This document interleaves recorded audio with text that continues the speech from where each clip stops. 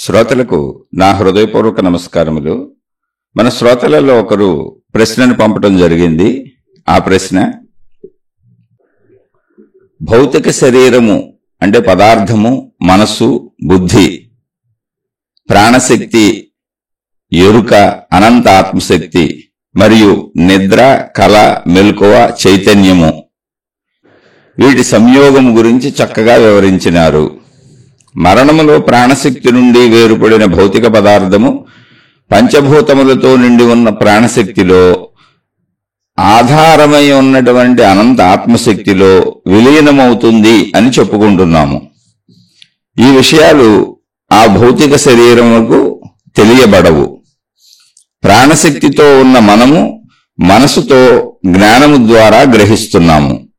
పై రెండు ప్రాణశక్తితోనే అనంతమై అఖండమై మన జ్ఞానమునకు అందని అనంత ఆత్మశక్తి గురించి, ప్రాణశక్తి గురించి మరియు ఆత్మశక్తి మధ్య గల ఆ పొర జ్ఞానము ద్వారా ఎలా తొలగించి అనుభవమునకు వస్తుంది, దయచేసి వివరించి చెప్పగలరు. అంటే వీరు చాలా కాలం నుంచి మన శీర్షికలు వింటున్నారు. 1531వ శీర్షిక విని ఈ ప్రశ్న వేశారు. వీరికి అర్థమైన విధానాన్ని వివరించారు. అంటే శరీరం విడిపోయినప్పుడు మరణంలో ప్రాణశక్తి నుండి వేరుపడినటువంటి శరీరము అంటే భౌతిక పదార్థము పంచభూతములతో నిండి ఉన్నటువంటి పంచభూతాల్లో కలిసిపోతుంది అని చెప్పుకున్నాం. పంచభూతాల్లో మళ్ళీ ప్రాణశక్తే కదా ఉంది.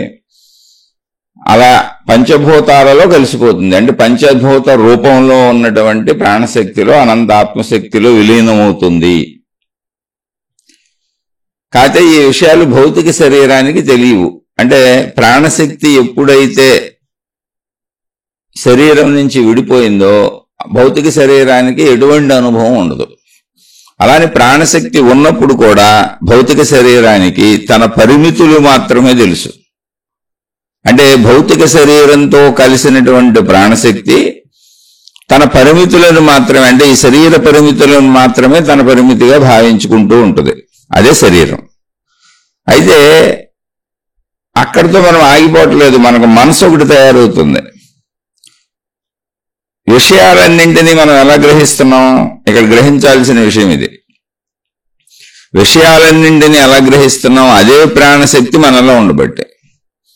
అంటే ఆధ్యాత్మికత మనం మాట్లాడేసుకున్నట్టు, మనం శీర్షికలు చెప్పేసుకుంటున్నట్టు, లేకపోతే ఏదో గ్రంథాలు చదివితే వచ్చేసినట్టు, శ్లోకాలు చదివితే వచ్చేసినట్టు, అలా ఆత్మజ్ఞానం వచ్చేసినట్టుగా ఉండదు. ఆత్మజ్ఞానం యొక్క ఉనికిని, ఎరుకని, ఆత్మశక్తిని, అంటే ఆత్మశక్తి అంటే ఏంటి? అసలు ఏం లేదు అక్కడ. ఒక మాటలో చెప్పాలంటే ఆకాశ స్వరూపము. మామూలుగానే ఆకాశ స్వరూపం ఏమీ లేదని ఖాళీగా తిరిగేస్తున్నాం కదా మనం. అక్కడ ఏమి లేదనుకునే కదా జీవిస్తున్నాం. అంటే ఏంటి? శక్తిగా అనుభవానికి వెళ్ళినప్పుడు, శక్తిని అనుభవిద్దాం అన్నప్పుడు అక్కడ ఏమి ఉండదు. అసలు విషయం తెలుసుకోవాలి. అది అనంత ఆత్మశక్తి ఎలా ఉంది అంటే సర్వవ్యాపక ఆకాశము వలె ఉంది. ఇప్పుడు మీరు ప్యూర్ శక్తిని తెలుసుకోవాలి, నేను అనంత ఆత్మశక్తిని తెలుసుకోవాలి అనుకున్నారనుకోండి, ఎప్పటికే తెలుసుకోవటం ఉండదు, అనుభూతి చెందటం ఉండదు, అనుభవం అవటం ఉండదు. కానీ పదాలు అయ్యే వాడతాం. ఆత్మ సాక్షాత్కారం అని, మోక్షం అని, ముక్తి అని, విముక్తి అని, బ్రహ్మజ్ఞానం అని, బ్రహ్మం అని, ఆత్మజ్ఞానం అని పదాలు అవే వాడతాం. కానీ ప్యూర్ ఆత్మశక్తిని తెలుసుకోవటం ఉండదు. ఎందుకు ఉండదు అంటే ఇప్పుడున్న ప్యూర్ ఆత్మశక్తి ఆకాశం వలె ఉన్నది. అది ఖాళీ అనుకొని వెళ్ళిపోతున్నాం. చాలా జాగ్రత్తగా అర్థం చేసుకోండి. ఇప్పుడు మనకు శరీరం ఉంది, మన చుట్టూ ఆత్మశక్తి ప్యూర్గా ఉంది. ఏంటది? ఆకాశ స్వరూపం వల్లే ఉంది. మరి మనకేం తెలుస్తుంది? పదార్థంతో కూడిన శరీరం ఉండి, ఆ శరీరంలో ప్రాణశక్తి ఉండి, ఆ ప్రాణశక్తి పదార్థము సంయోగము చెంది ఉంటేనే నేనన్న భావం తెలుస్తుంది. అంటే ఒక మాటలో చెప్పాలి అంటే ఇప్పుడు పదార్థం అన్న శరీరంలో ప్రాణశక్తి విడిగాను, పదార్థం విడిగాను, మనసు విడిగాను, బుద్ధి విడిగాను ఇన్ని రకాలుగా లేదు. ఒకే రకంగా ఉంది, పదార్థంగానే ఉంది. కానీ ఆ పదార్థము శక్తితో కూడి ఉంది. పదార్థము శక్తి విడివిడిగా లేవు. పదార్థము శక్తితో కలిసి సంయోగము చెందినప్పుడు ఆ పదార్థము గ్రహించేటువంటి అనుభవాలు, అనుభూతులన్నీ మనసుగా పిలువబడతాయి. అంటే మనసు అనేది ఎక్కడుంది? ఇప్పుడు పదార్థంలోనే ఉంది. మనసు ఎలా ఉంది? శక్తిగానే ఉంది, పదార్థంగానే ఉంది. పదార్థము, శక్తి, మనసు, బుద్ధి ఇవన్నీ కలిసే ఉన్నాయి. అన్ని శక్తి స్వరూపంగా ఉన్నాయి, కలిసి ఉన్నాయి, ఏకంగా ఉన్నాయి. అలా ఏకముగా ఉన్నప్పుడు మాత్రమే, పదార్థ రూపం ధరించినప్పుడు మాత్రమే మనం శక్తిని అనుభూతి చెందగలం. ముందు మీరు స్పష్టంగా తెలుసుకోండి. ఎన్ని శ్లోకాలు చదువుకోండి, ఎన్ని గ్రంథాలు చదువుకోండి, ఎన్ని ఉదాహరణలు చదువుకోండి, ఎంతమంది మహాత్ములు చెప్పింది చదువుకోండి. ప్యూర్ ఆత్మశక్తిని ఇది ఆత్మశక్తి అని తెలుసుకోవడం కుదరదు. శరీరంతో ఉన్నప్పుడు ఆత్మశక్తి భావనని తెలుసుకోవడం కుదురుతుంది. భావన ఎందుకని? తెలుసుకునే శక్తి శరీరానికి ఉంది, గ్రహణ శక్తులు శరీరానికి ఉన్నాయి. మీరు జాగ్రత్తగా అర్థం చేసుకోకపోతే అసలు మీకేం అర్థం కాదు ఇది. అలానే అర్థం కానంత గజిబిజి ఇందులో ఏమి లేదు. ఒక సూక్ష్మత క్లియర్ కట్గా చదువుతున్నాం. ఒక వైట్ పేపర్ ఉంది. వైట్ పేపర్ మీద ఏముందని తెలుసుకుంటారు, అక్కడ ఏముందని తెలుసుకుంటారు. పేపర్ కాబట్టి వైట్ పేపర్ అన్నాం. ఇప్పుడు ఆ వైట్ పేపర్ని చూస్తున్నారు, ఏ అర్థం వస్తుంది, ఏం అర్థం వస్తుంది, ఏం భావం వస్తుంది, ఏం తెలుసుకుంటారు, ఏం చదువుతారు? దాంట్లో ఏమీ చదవలేరు, ఎందుకంటే అక్కడ ఏమీ లేదు. అంతే. అది ఇంకా అయితే అది ఉదాహరణకు మాట్లాడుకున్నప్పుడు వైట్ పేపర్ కాబట్టి అది వైట్ పేపర్ అన్నాం అంతే. అలాగే వైట్ పేపర్ ఎలా ఉందో అనంత ఆత్మశక్తి అలాగే ఉంది. అదే వైట్ పేపర్ మీద ఏమన్నా రాయబడి ఉన్నది అనుకోండి. ఇప్పుడు రాయబడి ఉన్నది వైట్ పేపర్ మీద, అనేక అక్షరాలు ప్రింట్ అయిన, అనేక బొమ్మలు ప్రింట్ అయిన ఒక పుస్తకం తయారైంది వైట్ పేపర్లతో. ఇప్పుడు మనం దేన్ని చదువుతున్నాం? వైట్ పేపర్ మీద ఉన్న అక్షరాలను చదువుతున్నాం. వేటిని చూస్తున్నాం? బొమ్మలను చూస్తున్నాం. అంటే చూడటానికి, చదవటానికి, అర్థం చేసుకోవడానికి. అంటే అర్థం అవుతుంది ఏంటి? ఇప్పుడు అక్షరాలు, వైట్ పేపర్ కాదు. అర్థమవుతుంది ఏంటి? బొమ్మలో. అక్కడ ఉన్నటువంటి వైట్ పేపర్ కాదు. వైట్ పేపర్లో అర్థమయ్యేది ఏమి లేదు అసలు. గ్రహించడానికి అందులో ఏం లేదు, ఉన్నది అదే. ఏం గ్రహించాలంటే ఉన్నది అదే అని గ్రహించడం అంతే. ఒకటే, ఉన్నది అదే, ఉన్నదంతా అదే. అదే అనంత ఆత్మశక్తికి వచ్చినప్పుడు చెప్పారు ఏమని? ఉన్నది అదే. దాన్ని ఏమన్నారు? ఎరుక అన్నారు. ఎరుక అంటే ఏంటి చెప్పండి? ఎరుక అనే దాంట్లో ఏమన్నా భావం ఉందా? తీపి, పులుపు, కారం, చేదు, వగరు, ఈర్ష్య, అసూయ, ద్వేషం, కోపం, క్రోధం, లోభం, మోహం, మదం, మత్సరం, దయ, జాలి, కరుణ, ప్రేమ ఇలాంటి ఏదైనా ఒక భావం ఉందా ఎరుకలో? ఉండదు. ఎరుక అంటే ఏంటంటే సజీవత్వం. చచ్చిపోలేని, బతికే ఉన్నాను. ఎరుక ఉందంటే ఎలా ఉన్నాను? మనిషిగా ఉన్నాను, చెట్టుగా ఉన్నాను, పుట్టగా ఉన్నాను, గుట్టగా ఉన్నాను, చెంచాలా ఉన్నాను, గరిట్లా ఉన్నాను, ఏమి లేవు అక్కడ. ఎరుక ఉంది. అంటే సజీవత్వం ఒకటి ఉందంతే. ఉన్నది అన్న భావన ఉంది. ఎలా ఉన్నది భావన లేదు, ఎక్కడ ఉన్నది భావన లేదు, ఎంత ఉన్నది భావన లేదు, ఎటువంటి భావన దానికి జోడింపబడలేదు. ఉన్నది ఒకటే ఎరుక. అదే స్పృహ, అదే జీవము, అంటే సజీవత్వము, అదే జీవము. ఆ జీవమే ప్రాణము. ఇవన్నీ పదాలు మనం తయారు చేసుకున్నాయి. అది ఎలా ఉంటుంది? ఎరుక ఎలా ఉంటుంది అంటే స్పృహలా ఉంటుంది. స్పృహ ఎలా ఉంటుంది? జీవములా ఉంటుంది. జీవం ఎలా ఉంటుంది? ప్రాణములా ఉంటుంది. ప్రాణం ఎలా ఉంటుంది? ఎరుకలా ఉంటుంది. ఎరుక ఎలా ఉంటుంది? ఎగ్జిస్టెన్స్ లా ఉంటుంది, ఉనికిలా ఉంటుంది. ఉనికి ఎలా ఉంటుంది? ఎరుకలా ఉంటుంది. ఎరుక ఎలా ఉంటుంది? ప్రాణంలా ఉంటుంది. ప్రాణం ఎలా ఉంటుంది? సజీవత్వంలా ఉంటుంది. సజీవత్వము ఎలా ఉంటుంది? ఉన్నానన్న భావనలా ఉంటుంది. ఉన్నానన్న భావన ఎలా ఉంటుంది? ఉన్నాను అన్నట్టుగానే ఉంటుంది. ఇలా ఉన్నాను, అలా ఉన్నాను అన్నట్టుగా ఉండదు. కానీ మనం అలవాటు పడిపోయాం. ఇలా ఉంది, అలా ఉంది, ఇలా తెలియబడుతుంది, ఇది తెలుసుకుంటాను, ఇవాళ కాదు రేపు తెలుసుకుంటాను, కొన్నాళ్ళకి తెలుసుకుంటాను, కొంతకాలానికి తెలుసుకుంటాను, కొంతకాలానికి అర్థమవుద్ది. ప్రపంచంలో అన్నీ అలాగే ఉంటాయి చూడండి. ఇప్పుడు సైంటిస్టులు అనేకం కనుక్కుంటూ ఉంటారు, అనేకం కనుక్కుంటూ ఉంటారు. ఆ కనుక్కునేవన్నీ కూడా కొంతకాలానికి కాలంలో జ్ఞానంలో అర్థమవుతూ ఉంటాయి. ఈ వస్తువుని ఇలా కలిపితే ఇలా చేస్తే అలా చేస్తే ఇలా అవుతుంది అని. అదంతా పదార్థాలకు సంబంధించింది. సృష్టి ఎప్పుడు సంయోగాలతో ఏదో ఒకటి అవుతూ ఉంటుంది. అది భౌతికత్వం, పదార్థం, అదే భౌతికం. ఆధ్యాత్మికం అంటే ఏంటి అంటే ఒరిజినాలిటీకి వెళ్ళిపోతున్నాం, మూలానికి వెళ్ళిపోతున్నాం. భౌతికం నుంచి భౌతికానికి ఆధారమైన మూలానికి వెళ్ళిపోతున్నాం. మీకు భౌతికం అయితేనే అది కనపడుతుంది, అది అనుభవం అవుతుంది, అది తెలుస్తుంది, అది గ్రహించగలుగుతాం. గ్రహించడానికి అనువైనటువంటి శరీరం ఉంది, ఇంటెలిజెన్స్ ఉంది, ఆలోచించడానికి అవసరమైనటువంటి ప్రజ్ఞ ఉంది, తెలివి ఉంది. భౌతికంగా దాన్ని గ్రహించడానికి పంచేంద్రియాలు శరీరంలో ఉన్నాయి. శబ్దస్పర్శ రూపరస గంధాలకు గ్రహించవచ్చు. ఆలోచించడానికి ప్రజ్ఞ, తెలివి, మేధాశక్తి ఉంది. ఆలోచించడానికి అనువుగా బయట బోల్డ్ పదార్థాలు ఉన్నాయి. అనంత సృష్టి ఉంది. ఒక మనిషిగా మనం ఇక్కడ నుంచుంటే ఎంత ఉందో అంతు లేనంత, మనిషి ఎప్పటికీ తెలుసుకోలేనంత, మనిషికి వీలు కానంత, లక్షల కోట్ల జన్మలు ఎత్తినా పరంపరగా మనిషి తెలుసుకోలేనంత విశ్వం ఉంది. అందుకే దానికి అనంతం అని పేరు పెట్టి వదిలేశాడు. ముందు మీరు ఇది గ్రహించాలి. ఏంటి అంటే గ్రహించబడేది ఏదైనా భౌతికత్వమే. గ్రహించబడేది ఏదైనా భౌతికత్వమే.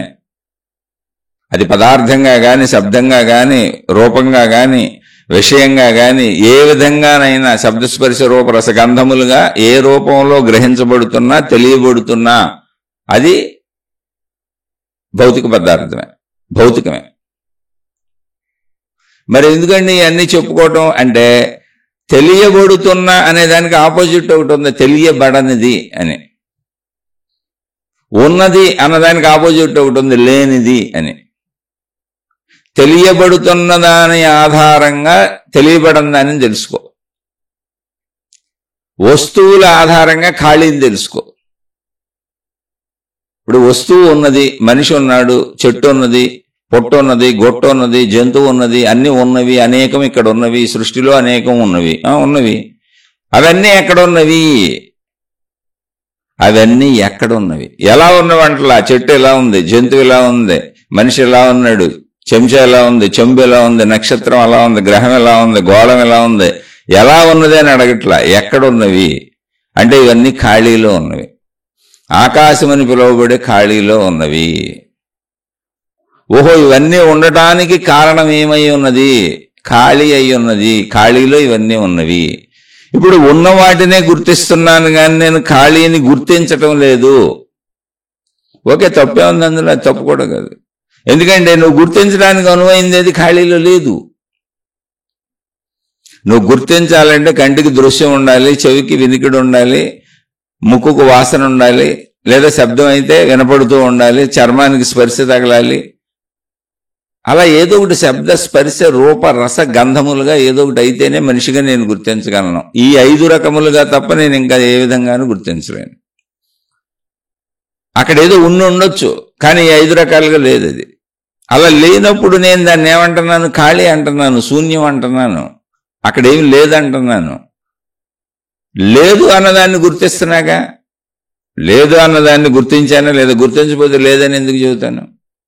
లేదు అనే దానిని గుర్తించాను, అక్కడ ఖాళీ అనే దాన్ని గుర్తించాను. ఆ ఖాళీకి లేదుకే సర్వవ్యాపక ఆకాశం అని పేరు పెట్టాను. అంటే ఆ ఖాళీని గుర్తించాను, ఆ శూన్యాన్ని గుర్తించాను, ఆ లేదనే దాన్ని గుర్తించాను, దాన్ని ఆకాశం అని పిలిచాను. అయితే ఉన్నదానిని నేను భావించుకుంటున్నాను. ఎందుకనంటే ఉన్నది అనుభవించడానికి నా దగ్గర ఇంద్రియాలు ఉన్నాయి. మనిషిగా నా దగ్గర ఇంద్రియాలు ఉన్నాయి. ఏంటంటే దృశ్యాలు అనుభవించగలను. కాబట్టి అవి ఉన్నవి అని భావన నాకు తేలికగా కుదురుతుంది, ఈజీగా కుదురుతుంది. అలాగే శబ్దములు నేను గ్రహించగలను. నాకు తెలిసిన భాష అయితే, నాకు తెలిసిన శబ్దములు అయితే వాటి అర్థములు కూడా గ్రహించగలను. కనుక అవి నాకు ఈజీగా అనుభవంగా ఉన్నాయి, ఉన్నవి అనిపిస్తున్నాయి. అలాగే వాసనలు గ్రహించగలను, ఆ వాసనల తాలూకా వస్తువులు కూడా గ్రహించగలను, విషయాలు కూడా గ్రహించగలను. కాబట్టి నాకు అవన్నీ ఉన్నవి అని రూఢీగా అనుభవం అవుతున్నాయి. అలాగే మాటల ద్వారా పక్క మనుషులతో కమ్యూనికేషన్ ఎలాగో పెట్టుకుంటున్నాను కాబట్టి అసలు అది ఉన్నది అన్నది యథార్థత. అలాగే స్పర్శ ద్వారా గాలి తగులుతుంది, అనేక స్పర్శలు అనుభవిస్తున్నాను, వేడి తగులుతుంది, చలి తగులుతుంది, అవి కాక స్త్రీ పురుష శారీరక సంబంధ స్పర్శలు తెలుస్తున్నాయి, నొప్పి తెలుస్తుంది, బాధ తెలుస్తుంది, సుఖం తెలుస్తుంది, స్పర్శలు అనేక రకాలుగా గ్రహించగలుగుతున్నాను. గ్రహించడానికి అనువైనటువంటి స్పర్శేంద్రియము నాలో ఉంది, అదే చర్మము. కనుక అది ఉందని అనుభవంగా నమ్మటానికి, అది అనుభవం అనటానికి, అది ఉందనటానికి నాకు చక్కగా ఉంది, ఈజీగా ఉంది, ఆధారంగా ఉంది. ఎందుకంటే నా దగ్గర ఇంద్రియం ఉంది. అలా వాసనలు అంటే శబ్ద స్పర్శ రూప రస గంధములని 5 రకములు, అంటే రుచులు తెలుసుకోవడానికి 4 ఉంది. చక్కగా రుచులు అనుభవిస్తున్నాను. అలా నవిలు తింటూ ఆ రుచులు అనుభవిస్తూ మింగుతున్నప్పుడు ఆకలి తీరిందని భావన కూడా తెలుస్తుంది నాకు, ఒక రుచి తెలియటమే కాదు. కాబట్టి పదార్థముల అనుభవం ఉంది, ఆ పదార్థముల అనుభవం రుచిగాను ఉంది, ఆకలి తీరటంగాను ఉంది. అవి తిన్నాక నాకు శక్తి సమకూరినట్టుగా నా శరీరంలో ఒక శక్తి సమకూరటం కూడా తెలుస్తుంది. శక్తి వచ్చిన భావన వస్తుంది, లేదా లేనప్పుడు నీరసంగా ఉన్న భావన వస్తుంది, అంటే శక్తి లేని భావన తెలుస్తుంది. ఇలా అనుభవాలు ఉన్నాయి నాకు, అనుభవాన్ని పొందుతున్నాను. నిత్య జీవితం ఈ శరీరం అనే పదార్థంతో జీవించటమే కాబట్టి ఈ అనుభవాలన్నీ నిత్యం సాగుతూ ఉంటాయి. అవన్నీ నేను వద్దన్నా అవునన్నా కాదన్నా నా జీవితం ఇంతే మరణించే వరకు. అందుకని నాకు ఇవన్నీ నిజం అనిపిస్తూ ఉంటాయి. నిజం అనిపిస్తూ ఉంటాయి కాదు, నిజమే. అందులో మళ్ళీ ఏ అబద్ధం లేదు, అందులో అసలు అబద్ధం కూడా లేదు. పదార్థముల ద్వారా గ్రహించిన శక్తి అనుభవం కూడా ఉంది నాకు. ఇప్పుడు శబ్దము స్పర్శ రూపము రసం అంటే రుచి, గంధం అంటే వాసనే కాక శక్తి అనుభవం కూడా ఉంది. అంటే నీరసం, శక్తి లేనట్టుగా తెలియటం, శక్తి ఉన్నట్టుగా తెలియటం, శక్తి కోల్పోతున్నట్టుగా తెలియటం, మళ్ళీ పదార్థములు గ్రహించటం ద్వారా శక్తిని పొందినట్టుగా తెలియటం, ఇవన్నీ కూడా తెలుస్తున్నాయి నాకు. అలాగే ఇంద్రియముల ద్వారా సుఖమును పొందటం, దుఃఖమును పొందటం, ఇవి కూడా తెలుస్తుంది నాకు. అన్నీ తెలుస్తున్నాయి నాకు. అందుకని అవన్నీ ఉన్నవి అని నమ్ముతున్నాను. నమ్మటం అంటే అది నిజమే, అదేం భ్రమ కాదు, కల్పన కాదు. జీవితం ఇంతే, 100 జీవితం ఇంతే. ఇందులో ఈ 100 జీవితంలో ఇలాగే సాగిపోతూ ఉంటే, అసలు జీవితం మొత్తం ఇలాగే సాగిపోతూ ఉంటే అసలు సమస్య ఉండేది కాదు. సమస్య ఎక్కడొచ్చిందంటే, జీవితం ఇలా సాగుతూ పసిబిడ్డగా పుట్టిన వ్యక్తి ఎదుగుతూ సాగుతున్నాడు, స్త్రీలైనా పురుషులైనా. అలా ఎదుగుతూ ఎదుగుతూ అనేకం అనుభవించుకుంటూ ఆనందించుకుంటూ బాల్య కౌమార యవ్వన వార్ధక్య దశలకు వచ్చి వార్ధక్యంలో సంపూర్ణమైనటువంటి మొత్తం శక్తిని కోల్పోయిన స్థితిని చివరిలో అనిపిస్తున్నారు. అంటే దృష్టి కోల్పోతున్నారు, వెనుకిడి కోల్పోతున్నారు, రుచులు కోల్పోతున్నారు, తింటే జీర్ణం అవటం లేదు. ఎంత తిని పని డబ్బులు ఉన్నాయి దాచుకొని వస్తువులను తిందామన్నా తిన్నది అరిగించుకునే శక్తి శరీరానికి లేదు. అనేక రకాల వ్యాధులు వస్తున్నాయి, బాధలు వస్తున్నాయి. శక్తి లేని స్థితి వృద్ధాప్యంలో నీరసం తెలుస్తుంది. అంటే చిట్ట చివరి క్షణం వరకు శరీరం శిథిలత్వాన్ని పొందుతూ ప్రాణం పోతుంది, ఇక నా వల్ల కావడం లేదన్న స్థితిని మనిషి ఇక్కడ అనుభవిస్తున్నాడు. అలా ప్రాణం పోయింది, మరణించారు అనేదాన్ని చూస్తున్నాం. మనిషికి వృద్ధాప్యం రాకపోయినా శరీరం అలా పెరుగుతూ అలా యవ్వన దశలోనే ఒక స్థితిలో అలా సాగిపోతూ ఉన్నా మనకు అసలు ప్రాబ్లం ఉండేది కాదు. వృద్ధాప్యం వచ్చి మరణానికి వెళ్ళిపోతుంది. అది పని వృద్ధాప్యం వచ్చి కొంత శక్తి ఉండి ఏదో తన పనులు దాన్ని చేసుకునేలా శక్తి ఉండి అలా గడిచిపోతున్నా మనకు ఆలోచన ఉండేది కాదు. మరణం అనేది ఒకటి సంభవిస్తుంది, అక్కడ మనిషికి ఆలోచన పుట్టింది. మరణం అన్నప్పుడు ఏముందంటే, మనలాగా మనం నేనని భావించుకుంటున్న ఈ శరీరం ఎలా భావించుకుంటున్నామో నేనని అలా భావించుకొని మనలాగా మన మధ్యనే మనతోనే కలిసి బతికినటువంటి మన భార్యో మన భర్తో మన తల్లో మన తండ్రో మన తాతో మన ముత్తాతో ఎవరొకళ్ళు మనవాళ్ళు, మన కొడుకో మన కూతురో ఎవరొకళ్ళు కావచ్చు, వాళ్ళు మన కళ్ళ ముందే వెళ్ళిపోతున్నారు. అలా అందరిళ్లలోనూ జరుగుతుంది. అసలు మనిషి అనేవాడు చనిపోతున్నాడు, ప్రతి జీవి చనిపోతుంది, ప్రతి చెట్టు చనిపోతుంది. ఇంతవరకు తెలుసు మనకి. ఇంతవరకు అయితే మనకు తెలుసు చావు అనేది ఉంది. ఈ చావు ఏంటి అన్నప్పుడు చనిపోయే వరకు అసలు జీవితం ఏంటి అంటే జాగ్రత్తగా గమనించండి. చనిపోయే వరకు జీవితం ఏంటి అంటే అసలు మనం లేని చోటు నుంచి వచ్చాము, ఎక్కడి నుంచి వచ్చామో మనకు తెలీదు. అంతకుముందు ఉన్నట్టు ఉనికి మనకి గుర్తులేదు.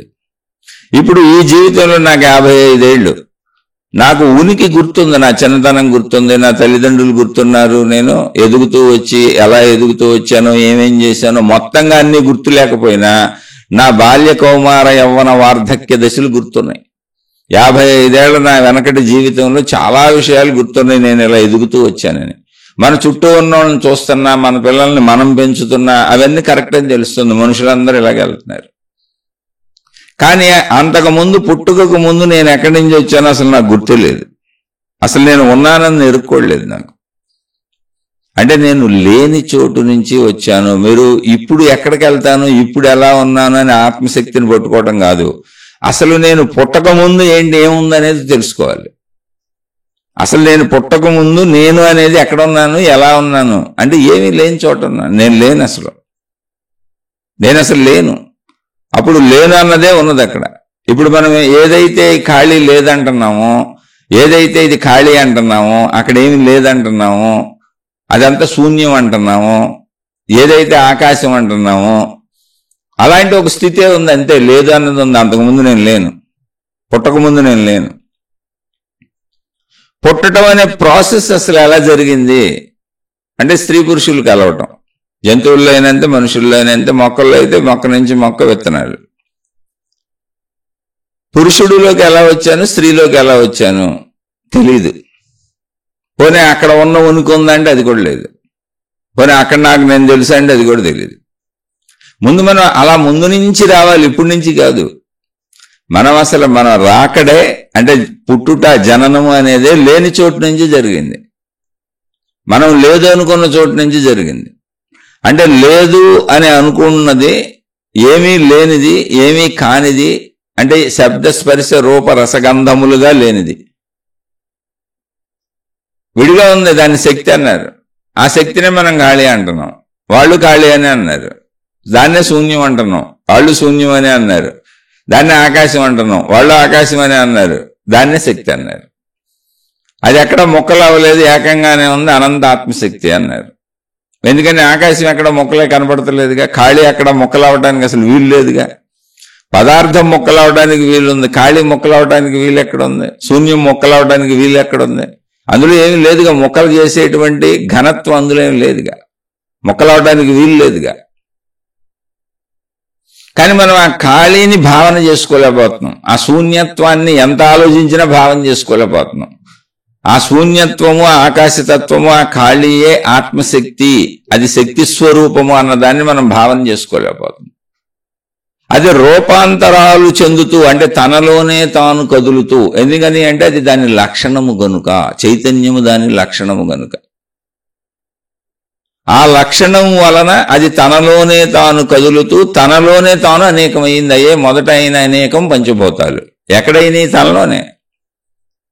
మళ్ళీ అవన్నీ దాని లక్షణం చైతన్యమే కనుక అలా అవుతున్నవన్నీ మళ్ళీ కదులుతూనే ఉన్నాయి. అసలు కదలిక అనేది ఆగట్లే ఎక్కడ. అలా పంచభూతాలు కదులుతూ కదులుతూ అనేక గ్రహాలు, గోళాలు, నక్షత్రాలు, అనేక భూమండలాలు రకరకాలుగా అయిపోయినాయి, ఎన్నో అయినాయి. వాటిలో మళ్ళీ అది ఆగట్లా, అక్కడికే ఆగట్లా. ఎందుకని కదలిక అనేది దాని మెయిన్ లక్షణం. ఆగటం అనేది అసలు ఉండదు. మళ్ళీ ఆ కలయికలు, కదలికలు జరుగుతూ జరుగుతూ ఎక్కడ దానిలోనే, ఆ శూన్యములోనే, అనంత ఆత్మశక్తిలోనే, ఆ ఖాళీలోనే, ఆ ఆకాశములోనే, అన్నీ అదే. ఆ ఉనికిలోనే, ఆ ఎగ్జిస్టెన్స్ లోనే, ఆ ఎరుకలోనే, ఆ స్పృహలోనే, అన్నీ అదే. మీరు ఎన్ని పేర్లు పెట్టినా అదే. ఆ మౌనంలోనే, ఆ నిశ్శబ్దతలోనే, ఆ ప్రశాంతతలోనే దాని యొక్క లక్షణమైనటువంటి చైతన్యము, సజీవత్వము. అంటే అది ఎరుక అంటే ఏంటో తెలుసా? ప్రాణం లేని స్థితి కాదు, ఉన్నది అన్న స్థితి. జడత్వం కాదు, చైతన్యత్వం. అది ఎరుక. ఎరుక ఉంది అంటే చైతన్యం ఉంది, సజీవత్వం ఉంది, ప్రాణం ఉంది. ప్రాణం అంటే ఏమి లేదు, మళ్ళీ మనిషిలో ఉంటే ప్రాణం అన్నా అంతే, ఎగ్జిస్టెన్స్ అన్న అంతే. అంటే ఏదో లేదనుకుంటావేమో, కాదు, అక్కడ ఉన్నది అన్న స్థితి ఉన్నది. అది ఎలా ఉన్నది? ఖాళీ వలె ఉన్నది. శక్తి ఎలా ఉన్నది? ఖాళీ వలె ఉన్నది. శక్తి ఎలా ఉన్నది? మౌనముగా ఉన్నది. శక్తి ఎలా ఉన్నది? నిశ్శబ్దముగా ఉన్నది. శక్తి ఎలా ఉన్నది? ప్రశాంతముగా ఉన్నది. శక్తి ఎలా ఉన్నది? అనంతముగా ఉన్నది. శక్తి ఎలా ఉన్నది సర్వవ్యాపకముగా ఉన్నది, శక్తి ఎలా ఉన్నది నిశ్చలముగా ఉన్నది, శక్తి ఎలా ఉన్నది ప్రశాంతముగా ఉన్నది, శక్తి ఎలా ఉన్నది శాంతిగా ఉన్నది, శక్తి ఎలా ఉన్నది శూన్యము వలె ఉన్నది, శక్తి ఎలా ఉన్నది ఖాళీ వలె ఉన్నది, శక్తి ఎలా ఉన్నది ఆకాశము వలె సర్వవ్యాపకముగా ఉన్నది. దాన్నే శక్తి అన్నారు. అసలు ముందు శక్తి అంటే ఫిక్స్ అయిపోవాలి మీరు. అది ఖాళీ అని, శూన్యమని, అనంతమని, సర్వవ్యాపకమని, అది మనకు చుట్టూ ఉన్న ఖాళీ అదేనని మీరు ఎంత బలంగా ఫిక్స్ అయితే మీకు అనంతాత్మశక్తి అంత బలంగా అర్థమవుతుంది. అది భావనా పటిమ. కానీ మన భావనా పటిమ దేని మీదకి వెళ్తుంది? పదార్థం మీదకి వెళ్తుంది. ఎందుకని? కంటితో చూస్తాం దృశ్యాలుంటే ఉన్నట్టు, చెవితో వింటాం శబ్దాలుంటే ఉన్నట్టు, ముక్కుతో వాసన చూస్తాం వాసనలు తగిలితే ఏదో ఉన్నట్టు, నాలుగుతో రుచులు చూస్తాం రుచులు తెలుస్తుంటే బాగున్నట్టు ఉన్నట్టు, పదార్థం ఎలా కనబడతానే ఉంటది.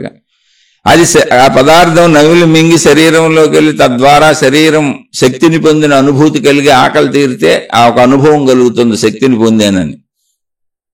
ఆకలికి ఆహారం ఇవ్వకపోతే నీరసించిపోయినట్టు తెలుస్తుంది, శక్తి కోల్పోతున్నట్టు తెలుస్తుంది. అలా మనకు తెలుస్తున్నాయి అన్ని. అవే గుర్తించగలుగుతున్నాం. నిత్య జీవితంలో రోజువారీ జీవితంలో నిత్యం ఈ శరీరంతోనే కనుక జీవించేది ఈ పంచభూతాత్మకమైనటువంటి శబ్దస్పర్శ రూప రసగంధములకు సంబంధించినటువంటి పంచభూతాత్మకమైనటువంటి బయట పదార్థాలతో సంయోగము, మన శరీరములో ఉన్నటువంటి పంచేంద్రియాలతో, పంచ జ్ఞానేంద్రియాలతో, పంచ కర్మేంద్రియాలతో, బయట ఉన్నటువంటి పంచభూతాత్మకమైన పదార్థాలతో, విషయాలతో, వస్తువులతో, మనుషులతో నిరంతర సంయోగము మనకి శబ్దస్పర్శ రూప రసగంధములనేటువంటి పదార్థములే నిజము అనే భావన తెలియకుండానే బలపడిపోతుంది. అయితే అది అబద్ధం కాదు, అది నిజమే. కానీ అది ఎంత నిజము అంటే సర్వవ్యాపక ఖాళీ అనేటువంటి ఆకాశం ఎంత ఉంది, అందులో పదార్థాలు ఎంత ఉన్నాయో ఒకసారి చూడండి. 99% ఆకాశం ఉంటే అంటే 100లో 1% అక్కడక్కడ పదార్థాలు ఉన్నాయి. ఖాళీయే మొత్తం ఉంది, ఖాళీయే ఎక్కువ ఉంది, పదార్థాలు చాలా తక్కువగా ఉన్నాయి. మొత్తం గ్రహాలు గోళాలు నక్షత్రాలు అలా తీసుకున్నా, లేదా భూమి మీద మనం నివసించే భూమిని చూసినా ఖాళీ ఎక్కువ ఉంది. మనం నివసించే భూమిని తీసుకొని పోయి ఖాళీయే ఎక్కువ ఉంది. ఖాళీలో పదార్థాలు ఉన్నాయి. కానీ ఖాళీని గుర్తించకుండా పదార్థాలు గుర్తించి ఖాళీని ఖాళీ అని వదిలేయటం వలన, శూన్యమని వదిలేయటం వలన, పదార్థ అనుభవాల వలన మనకి పదార్థ భావన కలుగుతుంది. అంటే శరీర భావన, నేను శరీరము, నా చుట్టూ ఉన్న పదార్థాలు, ఈ భావన దృఢపడిపోతుంది. వద్దన్నా దృఢపడిపోతుంది, ఎందుకంటే జీవించేది అదే కనుక. ఇప్పుడు ఈ శూన్య భావన, ఈ ఖాళీ భావన, ఈ శూన్యము, ఈ ఖాళీ, ఈ ఆకాశమే అనంత ఆత్మశక్తి ప్రాణశక్తి అనే భావాన్ని మనంతట మనం పెంచుకోవాలి తప్ప అది కలిగేది కాదు. అది కలిగేదైతే అందరికీ కలిగేసేదిగా, అందులోనే తిరుగుతున్నాం. అసలు అది కలగటానికి అనువైనటువంటి ఇంద్రియం మన దగ్గర లేదు. అది కేవలం జ్ఞాన భావన చేత కలిగించుకోవాలి, సాధన చేసుకోవాలి కూర్చొని. ఏంటా సాధన? మౌనంగా ఉంటే నువ్వు ఖాళీగా ఉన్నట్టు, నిశ్శబ్దంగా ఉంటే నువ్వు ఖాళీగా ఉన్నట్టు, ప్రశాంతంగా ఉంటే నువ్వు ఖాళీగా ఉన్నట్టు, శాంతిగా ఉంటే నువ్వు ఖాళీగా ఉన్నట్టు, నిశ్చలంగా ఉంటే నువ్వు ఖాళీగా ఉన్నట్టు. అందుకని ధ్యానము తపస్సు అనేవి ఏంటంటే శరీర మనస్సులను ఆపి ఖాళీతో ఖాళీలో కలిసిపోయే ప్రయత్నం. అదే మౌనం, నిశ్శబ్దం, నిశ్చలత, మొత్తం సర్వం. సాధన ఎప్పుడు కూడా ఏమీ చేయకుండా ఉండటమే. ఊరకుండుట ఉత్తమ యోగంబు అన్నాడు వేమన గారు. అది సాధన చేసుకోవాలి. మనం సాధన చేయకుండా సాగే జీవితం ఏంటి? భౌతిక పదార్థ జీవితం శరీరంతో. తప్పదు, అది బతకాల్సిందే, అది నిజమే. సాధన చేస్తేనే తెలుసుకునేది ఏంటి? ఖాళీని. నీ ప్రాణశక్తి ఖాళీగా ఉంది. నీ ప్రాణశక్తి ఎలా ఉంది అంటే మనసులో లేదు, శరీరంలో లేదు. ఎలా ఉంది? ఖాళీగా ఉంది. కరెంట్ ఎలా ఉంది?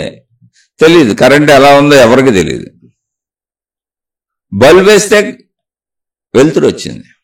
కరెంటు వెలుతురులా ఉందా? కాదు కాదు, బల్బు లక్షణం అది. ఎందుకని? ఫ్యాన్ వేస్తే వెలుతురు రాదుగా, ఫ్యాన్ తిరిగి గాలి వస్తుంది. మరి అక్కడ కూడా కరెంటేగా. ఓహో, కరెంటు పోని ఫ్యాన్ తిప్పే గాలిలా ఉందా? కాదు కాదు, కానే కాదు. ఎందుకని?